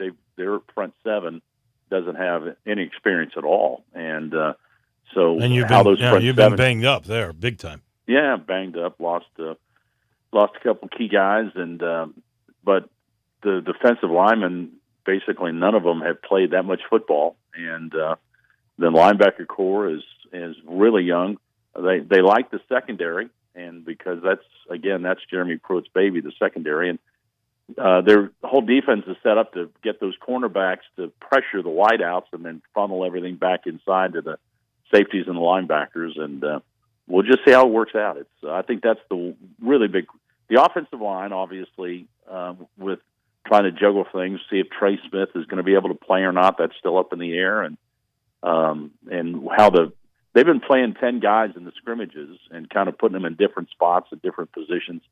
And I still don't know if they've settled on that. They probably have, but they sure haven't announced it, who the 5 starters are going to be. But I still think they're going to play 8 guys in that offensive line and rotate them. So they're just trying to find out which the combinations that work the best, and then see how that goes from there. But it's a line of scrimmage game, and I think Jim Chaney loves to be physical and run the ball, and he's looking for 5 guys that can push some guys around and protect his quarterback. And so they've got a week to do that before Georgia State rolls in. Yeah, it's almost here. Can't wait. We got Ole Miss coming up in a week from tomorrow. It's going to be outstanding. I can't wait to see you in December when the Tigers and the Vols go at it with hoops, and we'll have to keep Penny Hardaway and Rick Barnes separated. But other than that, it'll be outstanding. Thank you. I wonder if they've broken any bread over the summer. I wonder if they're patched things up at all. I hope they have, because I want that series to continue. We got one more in Nashville after that, but who knows? Yeah. Thank you, I hope they go ahead and work out their differences, and because I think it's really good for the state, for Tennessee and Memphis to play basketball. I hope it keeps going for a long time. You and me both. Thank you, Bob. We'll talk to you as the season unfolds. Thank you much. That'd be great. Have a good weekend, Dave. Thanks. You too. That's the voice of the Vols. That is Bob Kessling, brought to you in part by Campbell Clinic. I'm thinking about all these high school football games and all this stuff coming up, and orthopedics and pediatrics, they all go together at Campbell Clinic. If you've got a child in school, the odds are pretty high there's going to be some activity, whether it's high school football or something on a playground, where you're going to need somebody from Campbell Clinic. 6 pediatric orthopedic doctors treat kids all day, every day. The experts, and your child deserves to see the best when their growing body gets injured. Whether it's a school sports injury, one of those things on the playground, bumps, bruises, whatever it may be, Campbell Clinic is the team that you need to use. They also specialize in more complex problems like scoliosis and childhood hip pain. They're there. All you got to do is call 759-3111 or go to Campbell Clinic online to schedule an appointment today. You and your child will be glad you did. The orthopedic pediatric specialists from Campbell Clinic. We've got crunch time and a wrap to the week in a minute on Sports Time with Wolo and Stats. The Peter Edmiston Experience with C.J. Hurt. Weekday mornings from 7 to 10. Only on Sports 56, 96.1, and 87.7. Upgrade your commute at Acura of Memphis. Seize the thrill and test drive one of our award-winning models. each packed with cutting-edge technology, luxurious amenities, and a driving experience that's sure to awaken your inner self. Driving shouldn't be a chore, it should be an adventure. Advance your drive today, shop our aggressive lease and finance options now. Luxury is waiting at Acura Memphis, or shop online 24/7. Visit AcuraofMemphis.com. Hi, this is John Conway with Conway Services. Have you ever noticed your air conditioning system never breaks down at a good time? We know at Conway Services the timing's not always right to replace your air conditioning systems. That's why we have financing options available. Right now, during the dog days of summer, get your new Carrier air conditioning system for as low as $99 per month. That's right, Conway Services has new Carrier air conditioning systems as low as $99 per month. Now, you could do that. Plus, your new air conditioning system comes with a 10-year parts warranty, a free Nest thermostat, and with Conway Services, you'll be receiving our award-winning service every time. So call Conway Services, the Mid-South's premier heating, cooling, plumbing, and electric service company at 384-3511. That's 384-3511, and the first 30 callers with a 10-year-old air conditioning system will come out and inspect it absolutely free. Call 384-3511. Conway Services. Call Conway today. Welcome back to Sports Time with Wolo and Stats. This hour of Sports Time is brought to you by DeSoto Auto Sales. Here once again are Dave Wolosian and Brad Norsworthy. This hour brought to you by DeSoto Auto Sales. And at DeSoto Auto Sales, they specialize in late model cars with low mileage, high standards in the car industry. All the cars at DeSoto Auto Sales test driven and checked out from head to toe, bumper to bumper, unlimited inventory, every make, every model. And at DeSoto Auto Sales, if it's not on the lot, they will find it for you. No shortcuts at DeSoto Auto Sales and no high-pressure sales tactics. Laid-back atmosphere, you're treated like family, kind, courteous employees down at DeSoto Auto Sales in DeSoto County. The ultimate car experience. They know time is important, and they will get you in and out, test your car, credit approved in 45 minutes. We're living in a world today that time matters, and they know that. Check out the referrals at DeSotoAutosales.com. Very proud to serve DeSoto County and the surrounding area. 5704 Goodman Road, 662-890-7184. Again, DeSotoAutosales.com. Come on down to DeSoto County to DeSoto Auto Sales on Goodman Road.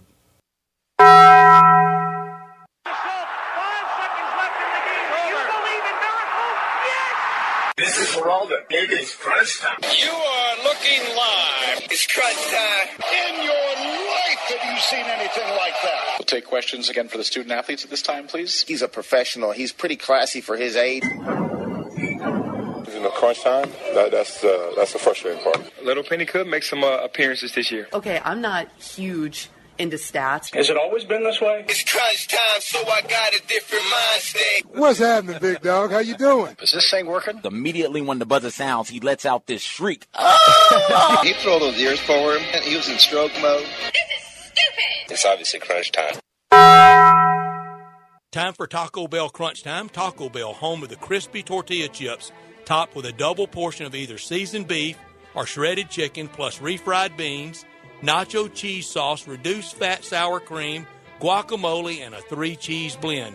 Nachos Bel Grande, heaping portion of chips, topped with ground beef, tomatoes, beans, nacho cheese sauce, and a dollop of sour cream. Taco Bell, home to great food you get on your way home real fast, and they bring you crunch time every day.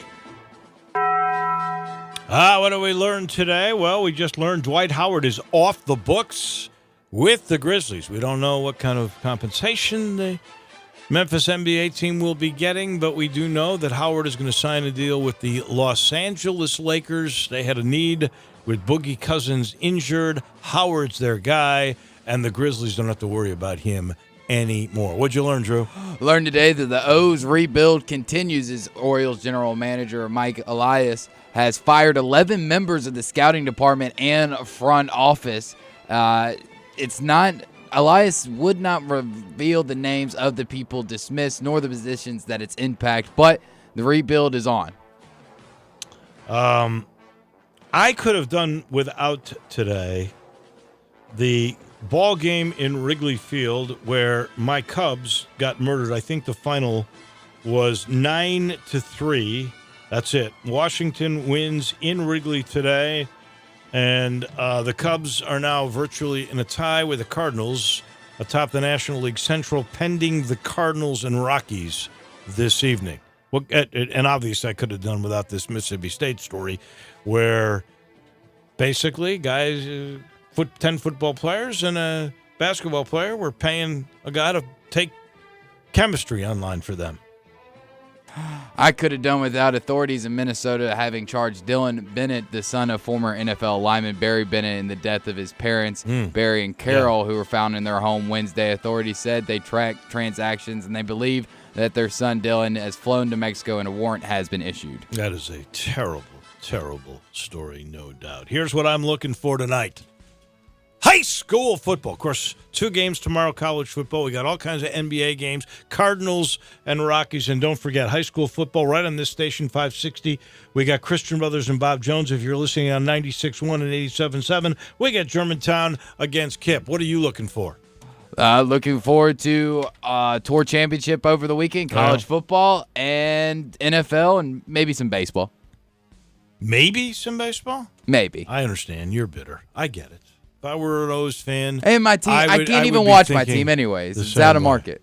We got to thank Ron Higgins early today, Bruce Marshall, Tim Doolin. He was on the program today. Peter Edmiston, Glenn Rogers Jr., and Bob Kessling. So go out and watch high school football or listen right on this radio station. We'll do it all again Monday afternoon. Brett will be back. Have a great weekend, everyone.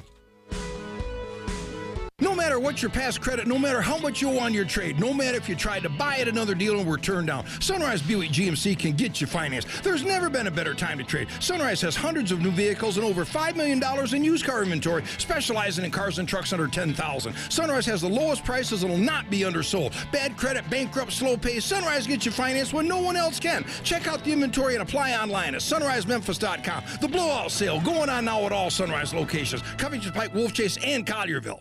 Stop.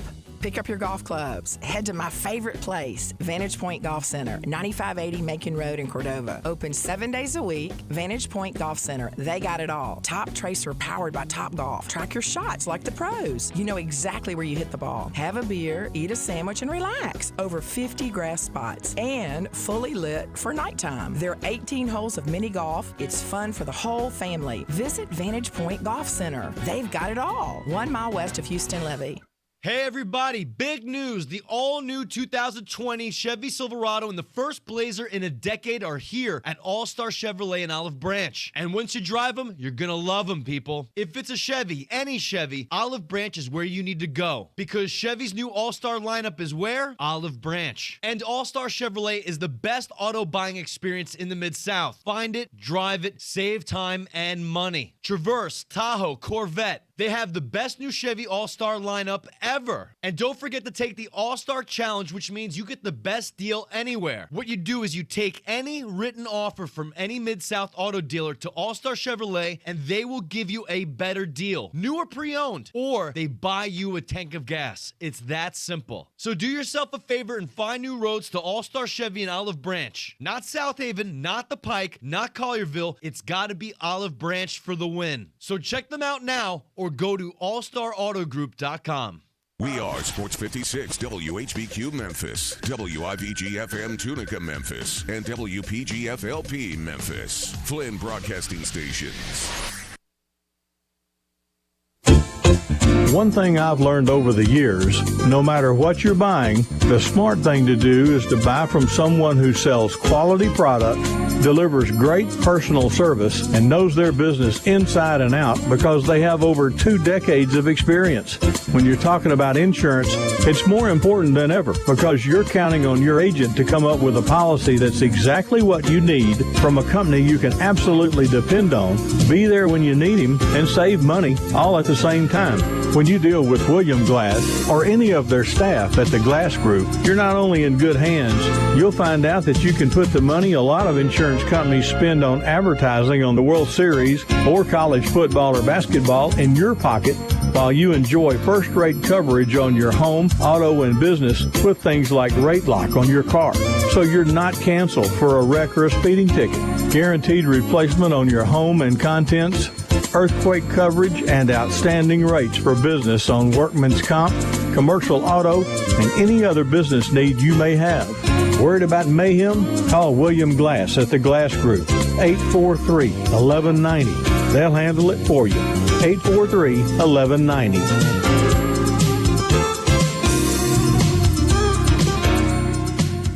When it comes to your pet, you want nothing but the best in boarding, daycare, and grooming, and we say thank you, Memphis, for voting Barks and Recreation #1 in Best Pet Grooming in this year's Memphis Most competition.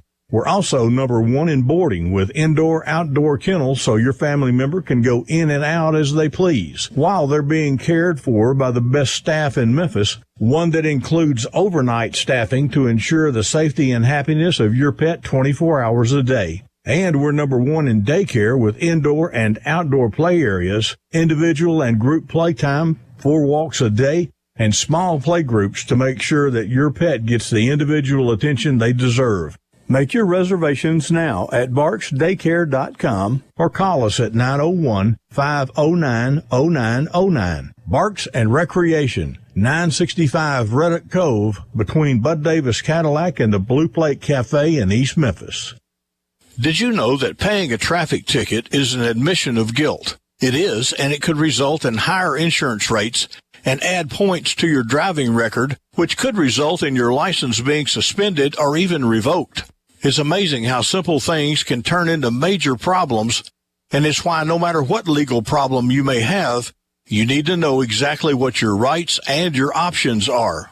You need an attorney who is only interested in one thing, fighting for you, and I've got one for you, Chelsea Rainey. You can call her for a free, convenient phone consultation at 901-647-4861. Traffic tickets, driving while impaired, drug charges, misdemeanors, divorce. If you live in the Metro Memphis area and you've been accused of a crime, you need to speak to attorney Chelsea Rainey about your options and your legal rights. Chelsea Rainey is dedicated to advocating and protecting your rights. Your initial consultation is free, and attorney Chelsea Rainey is always on call, always available at 647-4861. That's 647-4861. There are 2 or 3 things in life that you simply can't live without if you live in the Mid-South. One of them is air conditioning. We take it for granted, never think about it, till it stops working, and then when you're miserable, you make the mistake of calling the big name company, and you pay way more than you should, or you call somebody who shouldn't be working on your lawnmower, much less something as important and complex as your HVAC system. When you need air conditioning or heating help, make the smart call to Dunn Heating and Air Conditioning at 494-9040. Brooke Dunn takes pride in his work. He'll treat you fairly, he knows his business, and he comes with the complete backing of the old Rain Man as he's about to become my son-in-law. And University of Memphis supporters will undoubtedly remember his grandfather, Coach Al Brown. Dunn Heating and Air Conditioning, 494-9040. That's 494-9040. You finally found it, the vehicle of your dreams. You know it's got everything you want, you just don't know the price. Until now, shop one price pre-owned vehicles today at AutoNation Ford Wolf Chase. Now, every pre-owned vehicle is clearly marked with our lowest price, guaranteed. That means no negotiations, no pressure, just one low price. And every certified AutoNation pre-owned vehicle is inspected in 125 different places, so there's no worries. Plus, your purchase is protected with a money-back guarantee for 5 days or 250 miles, whichever comes first. And as America's largest automotive retailer, you can shop one price pre-owned vehicles from over 250 stores coast to coast. That's something you can count on. Shop over 20,000 one price pre-owned vehicles at AutoNation.com or visit AutoNation Ford Wolf Chase. Drive pink, drive safe, drive now. AutoNation. Certain terms, conditions, and restrictions may apply. See store for complete details. Southern Sports Report is being brought to you today in part by Gateway Tire and Service Centers, where there's always one thing you can count on. We go the distance for you. So before you hit the road for a trip across country or just across town, drop by any one of our 12 Memphis area locations. Whether it's tires or auto repair, you can always count on one thing. At Gateway Tire and Service Center, we go the distance for you. Memphis Sports Radio welcomes you to the following presentation of Southern Sports Report. The following program contains frank and honest commentary on sports. Listener discretion is advised.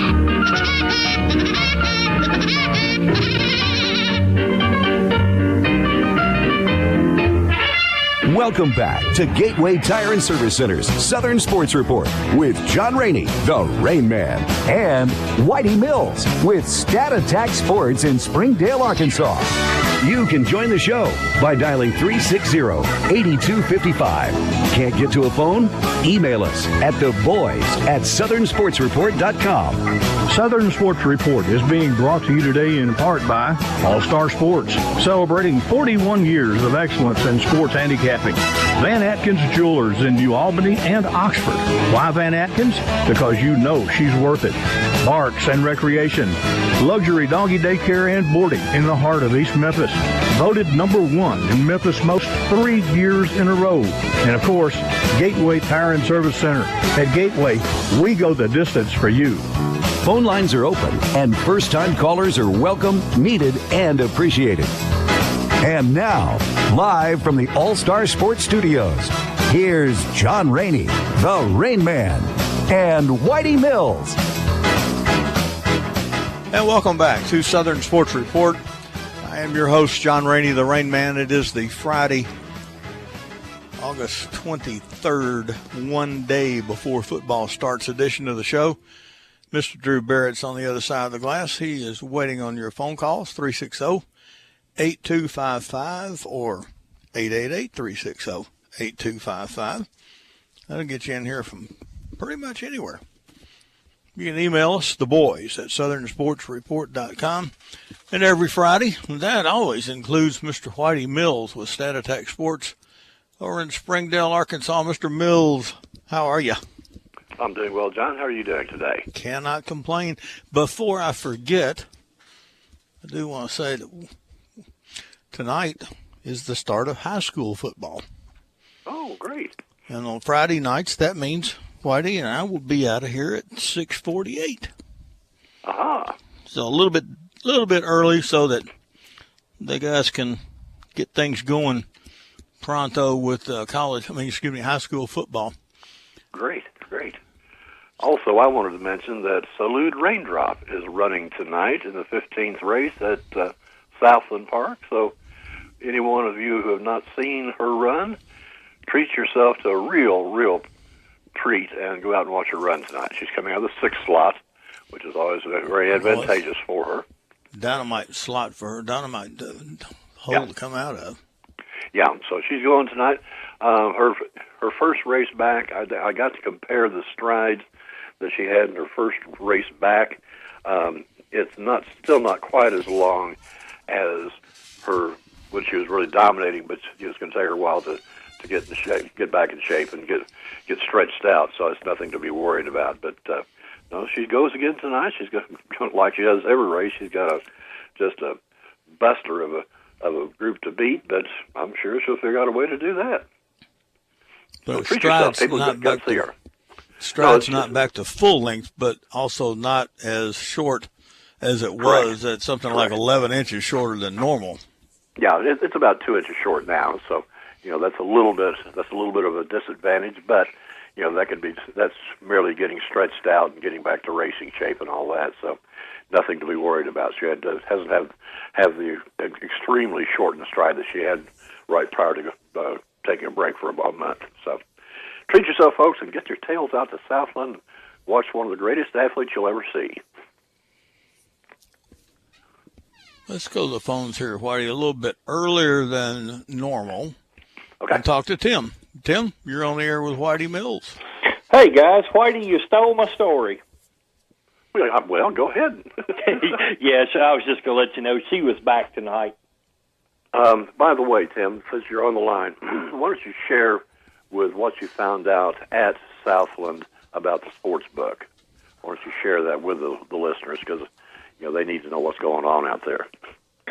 They originally were going to open it up in March, and they signed a contract with some people, and unfortunately they found out after they signed the contract that they could not deliver them what they wanted.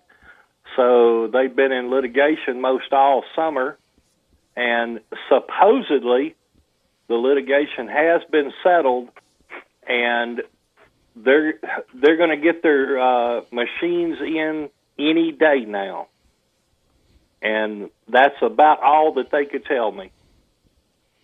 Well, so any day means they could start taking bets within a week or 10 days or something then. Well, supposedly, Rain Man, they've already got the staff is in place and has been trained, and they said that it just basically as soon as they get them in, they can start running with them. And so they're all upset because they don't have them yet, because they know they had sent someone to Tunica during March Madness and saw what was going on down there with the sports bettors, and that's when they really got hot and heavy after it. And who knows, maybe they just moved a little bit too fast when they signed the contract that they did. But they're in the process. They've got all that straightened out, and they're just waiting. They could be open for next week, or it may be a month. We don't know. That's true. So it's a situation. At least the end is in sight. Now, I feel badly for the people at Southland, because that one oops has cost them a lot of time and a lot of money and a lot of trouble. But you would think that any organizations that's going to go to a large facility like Southland would be sure that their machines would work in a way that the client would want. And so Tim was telling me that if you made multiple bets, you'd have to make them on separate tickets. Like if you're betting 3 different games, you'd have to bet one game, then punch it, next game, punch it, and then a third game, then punch it. Yeah. See, which is very, very time-consuming and very, very cumbersome. So I commend them this is self-service? No. No, this is not. This was a teller behind the window. Well, the teller, you're saying the teller would have to enter the games separately. Yeah. Right, the machines wouldn't do it. Right. I commend Southland Park for putting the brakes on. This has cost them a lot of money, but they want to make sure that they have a quality sports book there, and they can see that the people they signed with originally weren't going to be able to provide that, and they just said, whoop, we'll put the brakes on until we can get it set up where it's the quality we want. So I commend them for doing that, not rushing in just to haphazardly and offering a schlocky product. They want to offer a good product, and I think they will. So if we're going to do bets, we're definitely going to have to go, to Tunica. There won't be anything available, at Southland right now. Just have to wait and I'm assuming they will make some kind of announcement. I'm also assuming that, Tim, you will stay on top of this as well. Yeah, I'm going to stay on top of it. And I follow Southland on Facebook, Twitter, Instagram, everything. And so I try my best to keep up with it and find out what is what. Well, you're not planning on stopping going to the dog races, right? So you're no. You're going to be there anyway. You'll find out as it goes, huh? Exactly. And I've got several people over there I talk to, and every time I'm there, I'm looking at least one or two of them up, saying, hey, what do we, what's the status? Where is it? And I'm finding out that way. But I'll still continue to do the dog races and everything, even though it has been thin lately. Yep. Well, you're going to be there tonight, right? No, I'm not going to be there tonight. I am not. Unfortunately, I am not able to go. My wife's not feeling very good this evening. Well, you take care of her. That's more important. That's exactly right. That's So, exactly so right. putting Hello. up with you has finally gotten to her, right? Oh, gee, thanks. I appreciate that. Yeah, I appreciate that. Tell Sandra she'll be in my prayers tonight. Okay, I appreciate it. Rain Man, how much longer are you going to do your special on football and basketball? Well, until the regular season starts, which I guess would be next Thursday. Well, I know we've talked several times about what you and Las Vegas Reggie did with the NBA. But Whitey, I've got a little story to tell you about what Rain Man and I did with college basketball. Okay. I called him. We happened to be down there during opening weekend, me and my wife, and I called Rain Man and I said, look, have you got anything, a play or whatever? And he said, yeah, I got one here. And so he gave it to me and made the play. Everything worked out great. Collected the money. So then I called him back a second time. He said, boy, did I take you to Ray's? And or something to that effect. And I kind of laughed, and I'm like, yeah, Daddy, you did. And so, anyway, Rain Man helped me out on college basketball, and let me tell you what, it was red hot. And so I told my wife on the way home, I said, I'll tell you what, next year, besides college and pro football, we ought to look at Rain Man service on college and pro basketball. And we had agreed to do it and all, and then one day when I saw it on Rain Man's website, I went in there and I told her, what the price was and everything, and she's like, oh, my God, that's a no-brainer. We've got to jump on that.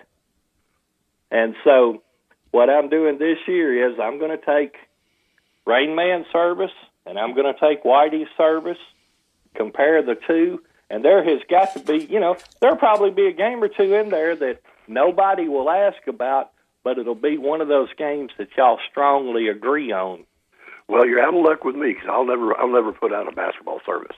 I know as far as basketball, yeah, but I'm just talking right now. I'm just talking football. Oh yeah, but I know that there will probably be a game or two that nobody will ask about, and both of you will strongly agree on it. Okay. And when I do that, I'm going to jump all over it because I know how both of you are when you strongly agree on games. Yeah, it's been amazing. I know it, and I mean, Rain Man's deal with college and pro football, and then college and pro basketball. I've nicknamed it Robin from the Rain Man. Because you feel like you're stealing from him. I mean, I felt bad about it. I really felt bad about it. But well, send me another check or something then. If y'all feel that bad about it, then I did. I told my wife. I said, I'm taking advantage of that poor man. I just hate to do him like this. With all those daughters and everything, and only one son. I mean, Yeah, my new heir. Yes. My new heir, Tim. Yeah, the basketball team. Both of us, we came out ahead. We wound up with a lot more money than we started with. That's the only thing that matters. Oh, listen, as long as we can cash a winning ticket, that's all I care about. That's all I care about right there. Like I want my dog to win a race, I want my horse to win a race, and I want to cash a ticket on my team. And that's it. Well, because you've done the one thing, Tim. You've done the one thing that most bettors don't do. You've put profit as your number one priority. You're not there to get your heartbeat going. You're not there just to have something to do. You're there to make a buck.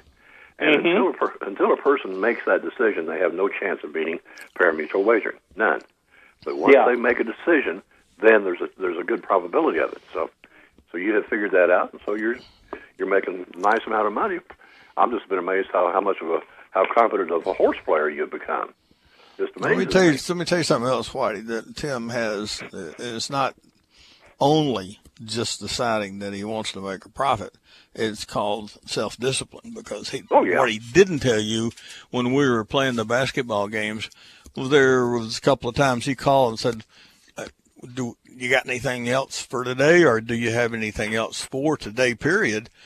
And I said, no, there's just nothing out there. He said, fine, I'll go get something to eat. Yeah. And that was the end of it. Sure. There is a little restaurant down there that actually has a great club sandwich. I mean, I ate there 2 or 3 times because Rain Man said, no, don't